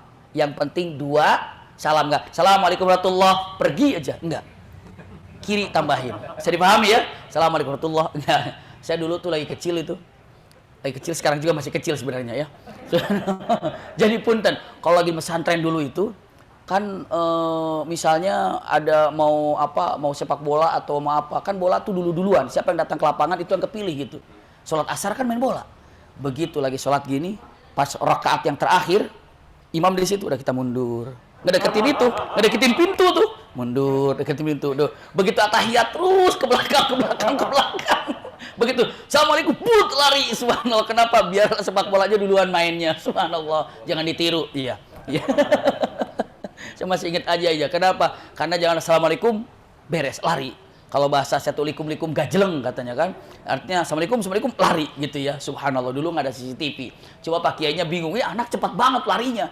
Kenapa? Oh emang apa begitu rakaat terakhir imam kan nggak tahu kiainya kita di mana. Itu udah pada mundur ngedeketin apa pintu. Subhanallah. Iya. Ini ada taslim. Yang ke-14 terakhirnya tartibul arkan kama dzakarna. Iya. Kalimatnya punten, tartibul arkan. Jangan pernah ada yang tidak tartib. Sujud dulu baru ruku, itu nggak boleh. Ruku dulu, i'tidal, sujud harus tertib gerakannya. Ini apa? Rukun. Iya. Sekarang, punten. Sebentar lagi kita akan tanya jawab untuk menyelesaikannya. Wajibnya apa? Usikum wa iyaya nafsi. Tidak banyak wajibnya. Iya. Nanti untuk sunnah-sunnahnya, kalau ada keburu waktunya, insya Allah. Yang sunnah-sunnahnya saya sampaikan. Sunnahnya adalah, punten. Iya, yang pertama, hanya 8. Kalau punten sunnah, bukan sunnah, wajib. Wajibatus sholah, ya, wajibnya sholat. Wajibnya adalah at-takbir li ghairil ihram, setiap gerakan takbir. Allahu akbar, nah itu tuh, ya. Dari berdiri Allahu akbar, sujud. Dua duduk dua antara sujud, Allahu akbar. Allahu akbar, itu wajib. Maka ibu bapak punten jangan diem. Allahu akbar. Mulutnya diam aja. Katakan Allahu akbar. Allahu akbar. Allahu akbar. Saya dipahami ya?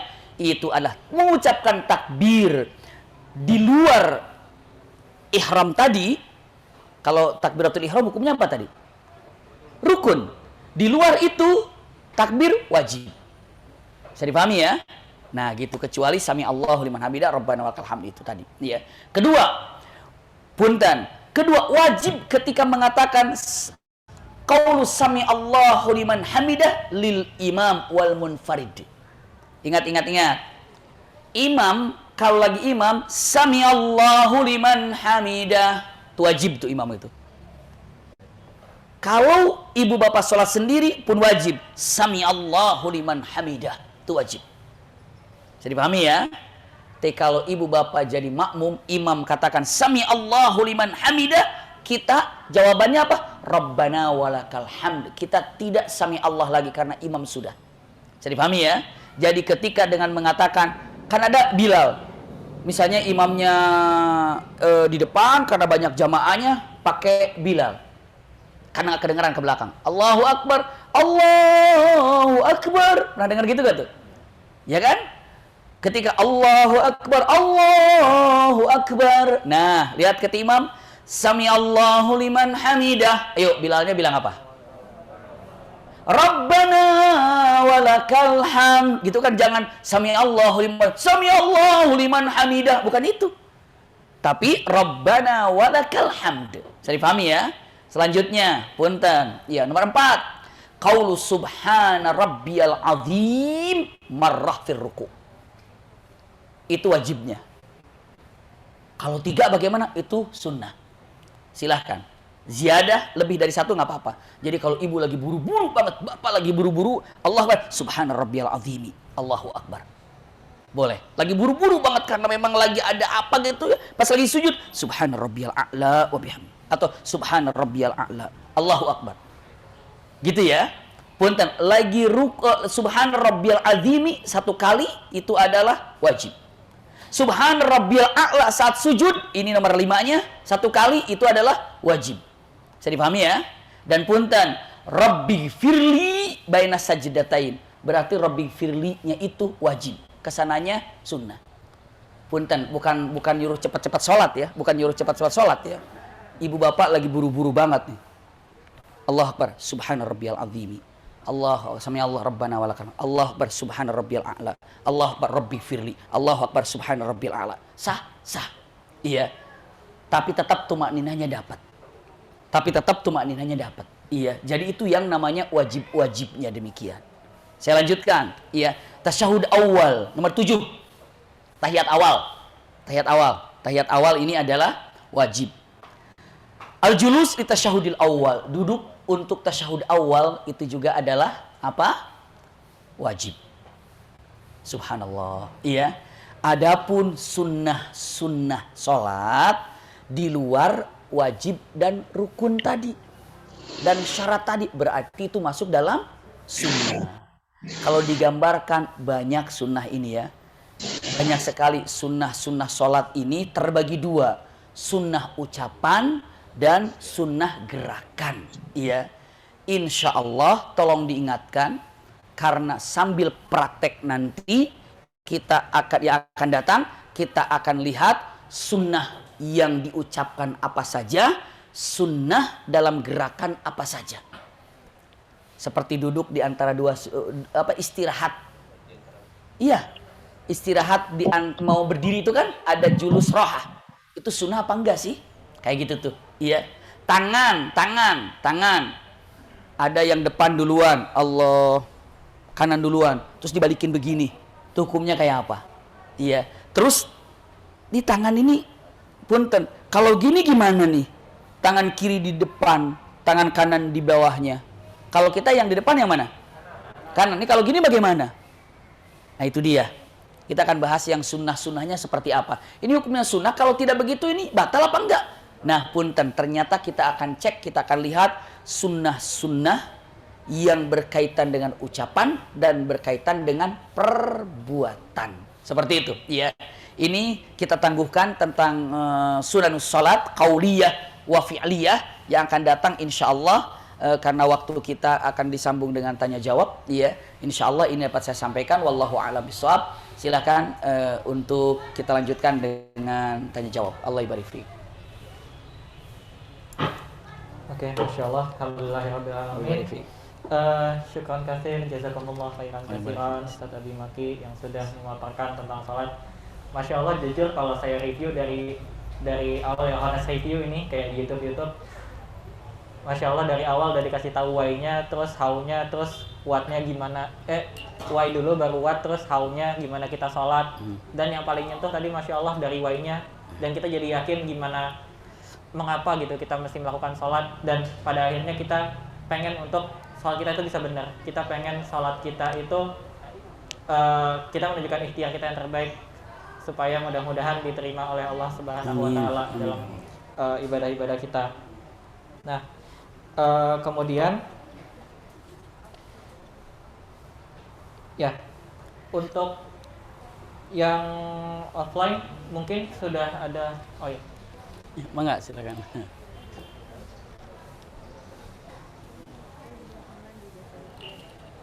oh ya, oh oke.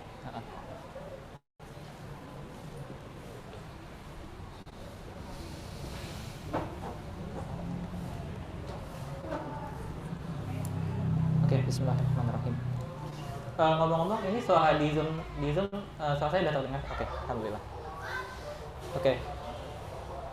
Ini mau disampaikan pertanyaannya Ustaz ya. Silakan. Oke. Assalamualaikum Ustaz. Bagaimana tips dan trik untuk sholat yang khusyuk? Nah, kadang Masya Allah. kita suka kepikiran ini itu, suka tiba-tiba kayaknya belum ini, kayaknya belum itu. Itu gimana caranya Ustaz biar sholat kita khusyuk dan benar-benar bisa terkoneksi sama Allah Subhanahu wa Ta'ala? Masya Allah, jazakumullah khair. Ya, bagaimana caranya kita ini apa? Sholat khusyuk. Ini PR kita yang sangat berat sekali. Iya, ini PR kita yang sangat berat sekali. Caranya sholat khusyuk ini, usikum wa iya ya nafsi bitaqwallah, untuk dipegang baik-baik oleh kita semuanya. Iya. Jadi bagaimana ya caranya sholat khusyuk? Subhanallah. Yang pertama yang harus dipegang oleh kita, punten, bukan berarti sholat khusyuk ini memutuskan apa yang kita dengar, memutuskan apa yang kita lihat, memutuskan apa yang kita cium. Karena tetap semua panca indera aktif, tapi dikembalikan lagi kepada Allah. Kembali kepada Allah, kembali kepada Allah, kembali kepada Allah. Itulah yang ada. Subhanallah. Contoh, punten, simak kalimat ini baik-baik. Usikum wa iya ya nafsi bitaqwallah. Nih ya. Lagi sholat. Ini teori pertama. Ya. Lagi sholat. Ternyata mendengar sesuatu, suara, ataupun melihat satu binatang yang berlalu atau kecoa. Kita katakan, oh itu kecoa, selesai. Jangan diperpanjang lagi. Ini kecoa dari mana datangnya ya? Obatnya pakai apa nih kira-kira nih? Saya beli di mana nih obatnya nih? Waduh. Oh, pakai itu jadi panjang nanti. Lagi sholat, brrr, suara mobil, solar kayak gini suaranya nih kayaknya. Kenapa? Suaranya gelegarnya beda nih, solar nih. Punya siapa nih? Punya Pak RT kayaknya. Kok bisa Pak RT beli itu ya? Dari mana? Ah, panjang lagi. Subhanallah. Maka punten, aktif telinga, aktif penciuman, aktif penglihatan, namun cut kembali lagi kepada Allah. Makanya tidak ada kewajiban untuk melihat ke tempat sujud, tapi apa? Aghlabiyah dengan ke tempat sujud itu kita lebih menjaga pandangan. Jadi kalau pas di depan Ka'bah kita sholat nggak Ka'bah ya nggak apa-apa, memang kehusuannya di sana nggak ada masalah, iya. Tapi kalau misalnya nggak ada apa, lihat ke bawah nggak ada masalah dan tidak ada kewajiban untuk melihat ke bawah. Tapi apa? Aghlabiyah kalau lihat ke bawah itu lebih bisa menjaga pandangan. Jadi pertama, punten, tidak mentang-mentang lagi sholat khusyuk. Punten, dengar tiba-tiba anaknya tolong lagi khusyuk, saya mah biarin aja. Salah, iya. Di rumahnya ada kolam renang, kecebur anaknya, kerpek. Saya lagi khusyuk kan, ya Allah, aku lebih penting kepada Allah daripada anak. Salah, cepet tolong dulu anaknya. Bisa dipahami itu ya? Usikum wa iyaya nafsi bitaqwallah. Jadi sekali lagi, orang keliru terkadang mengartikan khusyuk memutus semua apa yang didengar, memutus tidak, iya. Dan itu masalahnya. Jadi punten, ada perbedaannya. Misalnya contoh, bagi sholat Allahu Akbar, bau gas nih, bocor nih. Apakah batalkan sholat atau tidak? Para ulama yang baiknya tidak perlu batalkan sholat, benahi gasnya, tutup gasnya, matikan gasnya, lanjutkan sholatnya tanpa bicara. Bisa dipahami ya? Karena yang membatalkan bicaranya itu, yang membatalkan sholat itu bicara. Gerakan batal, tapi karena ada kepentingan yang benar-benar bahaya, tidak membatalkan. Seperti hanya orang menggendong anak. Bisa dipahami, lagi sholat gendong anak, batal nggak sholatnya? Tidak. Iya. Tapi kalau anak nggak ngapa-ngapain, nangis cuma digendong, ya itu mah jangan. Iya. Lagi sholat, punten, nggak ngapa-ngapain, anak lagi nyenyak, tiba, gendong biar kayak orang-orang, nggak bisa ya. Biarin seperti itu. Jadi punten, lagi sholat ternyata ini aktif ya, penciuman aktif, mata aktif, cuma tolong putus semua apa yang kira-kira memanjangkan pikiran. Ini pertama. Yang kedua, nikmati gerakan yang tadi yang akan kita praktekkan. Sujud yang benar kayak apa ya? Jadi konsentrasi. Rata-rata punten tanpa mengurangi rasa hormat. Iya. Ya bukan berarti istilahnya apa? Salah, tidak. Tapi menyempurnakan posisi kaki lagi berdiri bagaimana, sujud lagi benarnya seperti apa sesuai dengan yang dicontohkan Rasulullah. At-tahiyatnya tangannya apakah begini, ininya begini, apakah ininya begini, apakah bagaimana begini, yang bukan hanya sekedar itu begini kan, tapi diatur tangannya ini bagaimana nih. Kalau ininya mah iya naik, tapi ininya bagaimana ininya nih. Ininya mah naik, tapi ininya bagaimana. Bisa dipahami itu ya? Usikum wa iyaya nafsi bitaqwallah. Kita lanjutkan. Pegang baik-baik. Iya, usikum wa iyaya nafsi bitaqwallah. Simak kalimat ini baik-baik. Jangan dilupakan lagi. Punten. Jadi pertama tadi yang dikatakan masalah panca indera. Yang kedua nikmati gerakan. Yang ketiga nikmati bacaan. Nikmati bacaannya. Masya Allah, nikmati bacaan. Bacaannya subhana rabbiyal azim itu artinya apa? Fatihah dinikmati. At-tahiyat maknanya dinikmati, berarti belajar makna bacaan-bacaan sholat walau bagaimanapun. Yang keempat, jangan sholat sambilan. Yang keempat ini ya, apa kelima? Yang keempat ya, jangan sholat sambilan. Sholat sambilan itu apa ya? Mumpung iklan sholat dulu, wah itu pasti nggak khusyuk itu. Iya. Waduh. Pasti nggak khusyuk. Lagi nonton bola, subhanallah, jeda 15 menit misalnya istirahat, sholat dulu, insya Allah nggak khusyuk. Ini tadi sebenarnya gol nih, cuma kipernya keren banget dia tuh. Aduh, udah, jangan sambilan itu, iya. Sholat sambilan itu terancam sulit untuk khusyuk. Lagi masak, sambil nyalain, sambil sholat dulu. Lagi sholat, udah matang belum? Hancur juga. Bisa dipahami itu ya? Hati-hati dan hati-hati dan hati-hati. Ini di nomor berapanya? Nomor 4-nya. Usikum. Nomor 5, punten. Minta kepada Allah agar Allah berikan kekhusyuan. Jangan lupa, ya Allah, berikan saya nikmat khusyuk dalam sholat ini. Ya Rabb, berikan saya nikmat khusyuk dalam sholat ini. Kenapa? Karena saat diberikan nikmat khusyuk, maksudnya gini, mustahil Allah berikan kepada kita kenikmatan khusyuk kalau kita tidak minta kepadanya.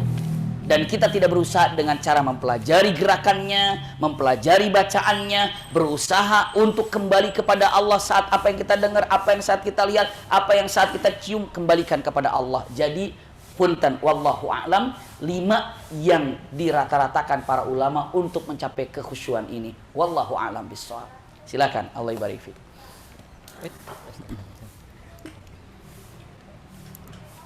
Masya Allah, syukran Ustaz. Jadi ada 5 ya tadi teman-teman semuanya. Yang pertama kita menghindari yang bisa bikin kita apa namanya terdistract. Walaupun begitu kita bukan berarti memutuskan segala hal dari segala panca indera kita dari lingkungan sekeliling kita gitu. Kayak contohnya tadi mungkin ada tiba-tiba bunyi gas atau ada bunyi gas ada bunyi gas atau ada bau gas, mohon maaf, kan nggak mungkin kita istilah kasarnya bodoh amat gitu terhadap hal tersebut, padahal hal tersebut bisa mengancam kehidupan kita gitu. Terus cara khusyuk di sholat kita gimana? Kita menikmati gerakan, menikmati ucapan, terus kita juga jangan sambilan, karena sholat itu harus kita harus menyediakan waktu untuk sholat, bukan mencari waktu-waktu luang buat sholat. Kemudian kita juga harus minta kepada Allah Subhanahu Wa Taala agar kita diberikan nikmat untuk khusyuk, karena mustahil bila kita tidak meminta dan mustahil bila kita tidak berusaha. Oke, kita lanjut Ustadz ke pertanyaan. Silakan. Dari Ibu Ria dari Karawang. Bismillahirrahmanirrahim. Ini pertanyaan online dari teman-teman di Zoom. Silakan. Bagaimana ketika sholat berjamaah, terus nih imamnya sholat lebih cepat dibandingkan makmum? Sudah diberitahu untuk lebih lambat sedikit, tetapi tetap lebih cepat dari saya.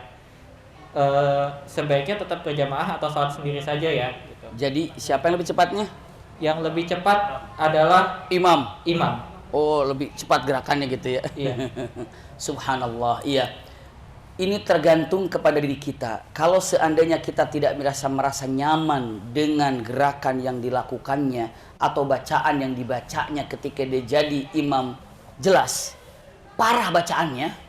Ini kayaknya ini berantakan ya, Al-Fatihahnya berantakan ya ini. Saya juga istilahnya mungkin kayaknya nggak nyaman nih imam seperti ini. Kenapa? Bacaannya berantakan. Maka dia kata, ya udah saya menyendiri, melepaskan diri daripada imam tersebut, silahkan. Iya. Ataupun saat sholat bagus bacaannya, tapi ternyata celananya terlalu pendek, bajunya pendek, begitu sujud ketahuan tabungannya, iya, celengannya. Apa yang terjadi? Ini nggak bisa nih. Nah, kapunten usikum wa iyaya bisa jadi melepaskan. Sama ketika terlalu cepat daripada gerakannya. Allahu Akbar. Bismillahirrahmanirrahim. Allahu Akbar. Kita belum selesai apa-apa. Ini saya mau ikut kayak apa ini? Iya. Punten, makan ya Rabb. Saya melepaskan diri, silahkan. Kenapa? Karena punten, walau bagaimanapun ada tumakninah yang ada, sementara tumakninah ini bagian daripada wajib apa rukun tadi? Rukun. Iya, tumakninah ini. Seperti itu ya. Boleh-boleh saja ketika hati ini tidak merasakan nyaman karena ada sesuatu yang kita rasakan yang tidak baik di situ. Wallahu a'lam bishawab. Silakan. Oke, terima kasih Ustaz. Kita lanjut ke pertanyaan offline lagi. Apabila kita tidak sholat tepat waktu nih, maka apakah kita akan tergolong sebagai orang-orang yang lalai? Apakah itu bentuk kelalaian? Dan apakah akan diganjar di neraka nanti? Iya. Ketidak tepat waktu apa masalahnya? Iya. Kalau masalahnya lupa, ketiduran, insya Allah tidak dijadikan suatu yang dosa.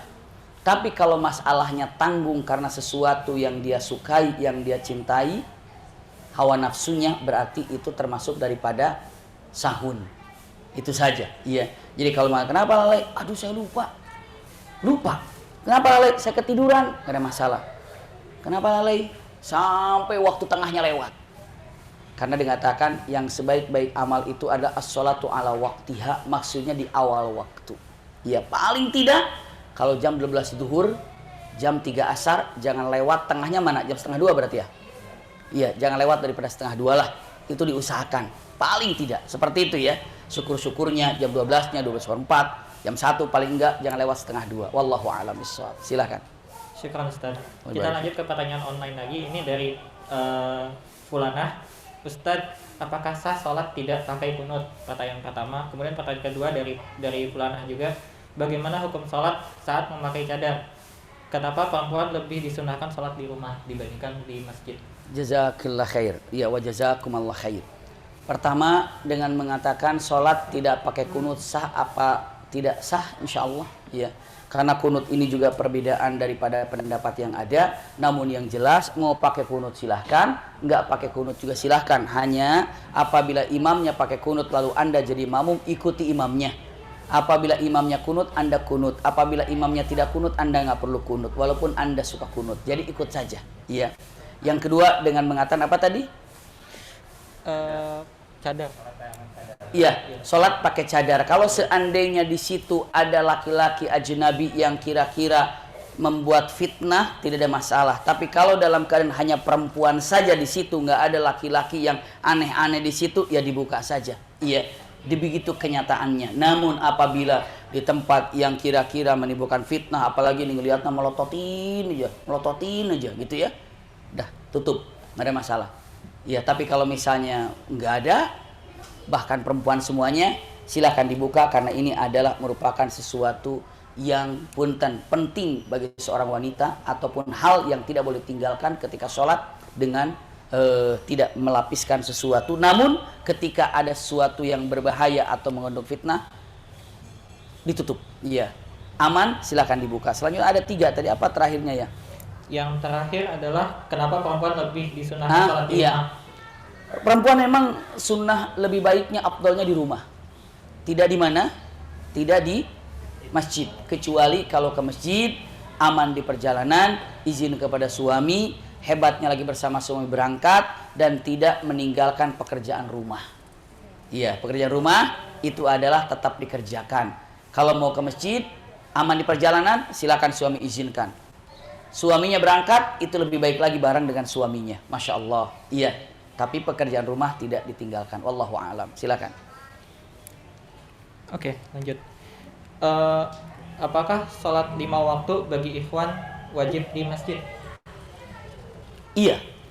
Untuk ikhwan, sholat 5 waktu di masjid ini, yang pertama begini, sholatnya itu adalah wajib. Tingkatan kedua, berjamaahnya itu pun lebih dekat kepada wajib, karena kata-katanya rukulah bersama orang-orang yang ruku, sujudlah bersama orang-orang yang sujud. Bahkan bacaannya pakai kami. Ya kana abudu wa iya kana stain, pakai kami, seakan-akan menunjukkan ini adalah berjamaah. Kalau sholatnya wajib 100%, berjamaahnya 80%, 70% katakan wajib.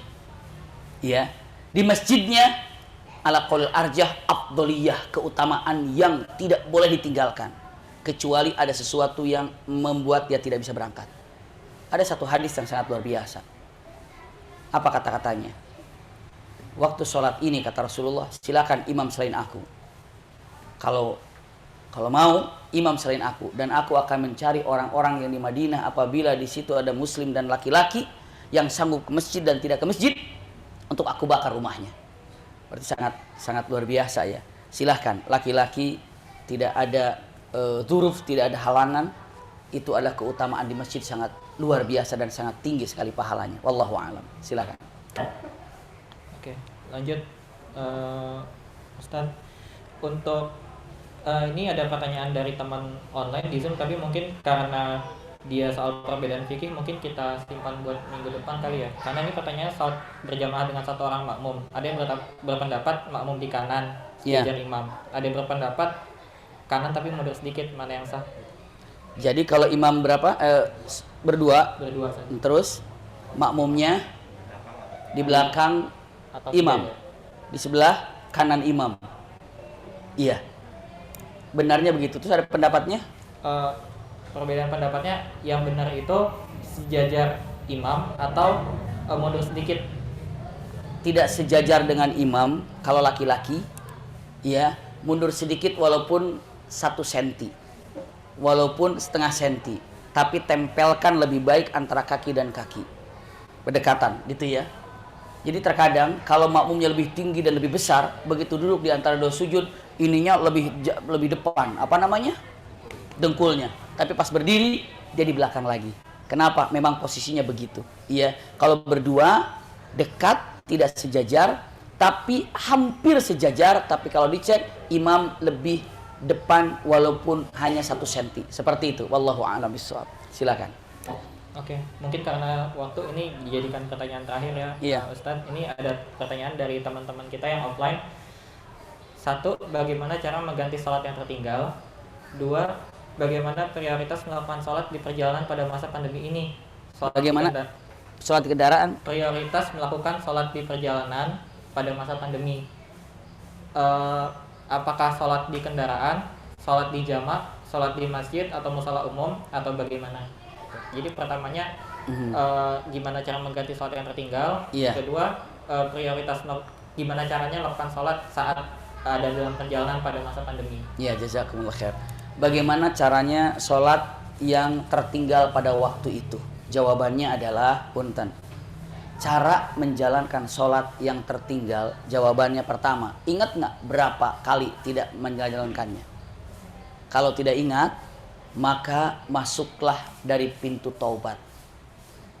Maksudnya apa? Taubat kepada Allah, taubatan nasuha, dan berjanji untuk tidak mengulanginya lagi. Setelah itu perbanyak amal soleh, itu terampuni oleh Allah Subhanahu wa Ta'ala. Tanpa mengurangi rasa hormat, kalau ada yang berpendapat dengan mengatakan ya qadha aja, di qadha itu kalau kita tahu berapa kali yang kita tidak sholatnya. Berapa kali coba tidak sholatnya kita? Ada yang tahu nggak? Iya, nggak tahu karena banyak. Maka itulah Allah siapkan pintu taubat. Silakan masuk dari pintu taubat ini. Itu Allah baik sekali. Kenapa Allah siapkan pintu taubat? Karena Allah tahu banyak orang berbuat salah di situ. Maka silakan masuk dari pintu taubat. Ini pertama. Iya. Yang kedua, tadi apa pertanyaannya? Sholat dalam perjalanan. Lagi masa pandemi ini seperti bagaimana sholat dalam perjalanan? Subhanallah, punten. Selagi insya Allah biiznillah, bukan untuk meremehkan tentang penyakit, tentang apa, tidak. Namun bismillah, insya Allah mudah-mudahan dengan kekuatan yang baik, ya, saat dalam perjalanan dengan menjaga kesehatan, menjaga segala macam prokesnya, silakan untuk di masjid. Dalam perjalanan ada silakan. Pasti pilih-pilih masjid juga. Tapi kalau ragu di dalam hati, ya silakan dijamak sehingga sampai ke tempat tujuan, ataupun ketika di jalan pun bisa dijamak. Namun yang jelas dengan mengatakan punten, untuk sholat tidak boleh ditinggalkan. Kehati-hatian harus diperhatikan. Lalu apa? Kesehatan diutamakan. Jadi bagaimana sekarang ini?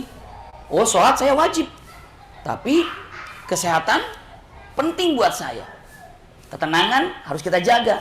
Rasa-rasanya bukan berdasarkan malas atau tidak malas ya. Lihat teman-teman, sayanya kayaknya di jamak takdim aja nanti di tempat tujuan. Boleh, silahkan. Saya akan jamak takhir aja di sana. Boleh, silahkan. Saya di rumah saja mau berangkat ke sana biar jamanya jamak takdim di sini, nanti tidak sholat lagi karena takut di mobil, karena perjalanannya bagaimana. Silahkan. Karena urusan sholat itu urusan kita dengan siapa? Allah Subhanahu wa Ta'ala. Wallahu a'lam bishawab. Allah ibarik fiik. Masya Allah, alhamdulillah alamin.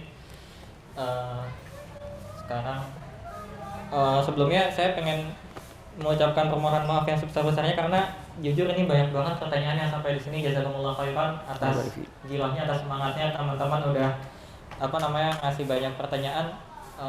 Bagaimana nih lanjutannya pertanyaan? Mungkin saya akan simpan dulu kertas-kertasnya. Bila ada kesempatan insya Allah ditanyakan. Insya Allah. Karena sudah hampir waktu zuhur juga.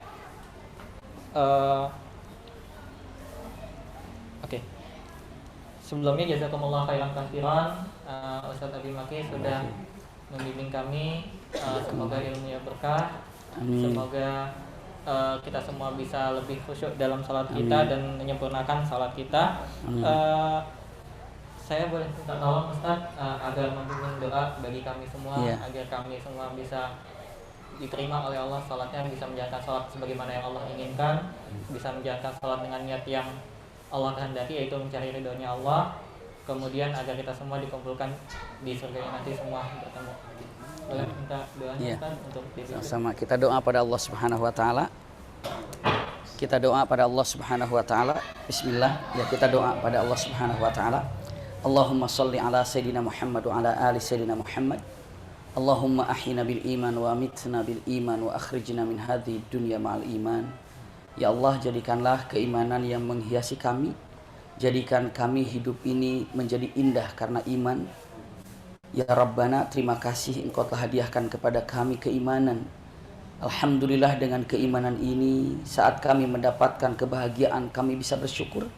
Saat kami mendapatkan kesulitan kami bisa bersabar. Ya Rabbana, Ya Rahmanu, Ya Rahim, terima kasih. Dengan keimanan yang Kau hadiahkan kepada kami bisa mencintai sahabat-sahabat kami karena Allah. Ya Rahman, Ya Rahim, jadikanlah kami hamba-hambamu yang dapat memuliakan keagunganmu dengan cara khusyuknya sholat kami. Ya Rahman, Ya Rahim, hadiahkan kepada kami kenikmatan saat kami melaksanakan sholat. Berikan kepada kami kenikmatan saat kami melaksanakan ibadah kepadamu. Ya Rahman, Ya Rahim, maafkan kami jika selama ini sholat kami hanya sekedar menutup kewajiban kami.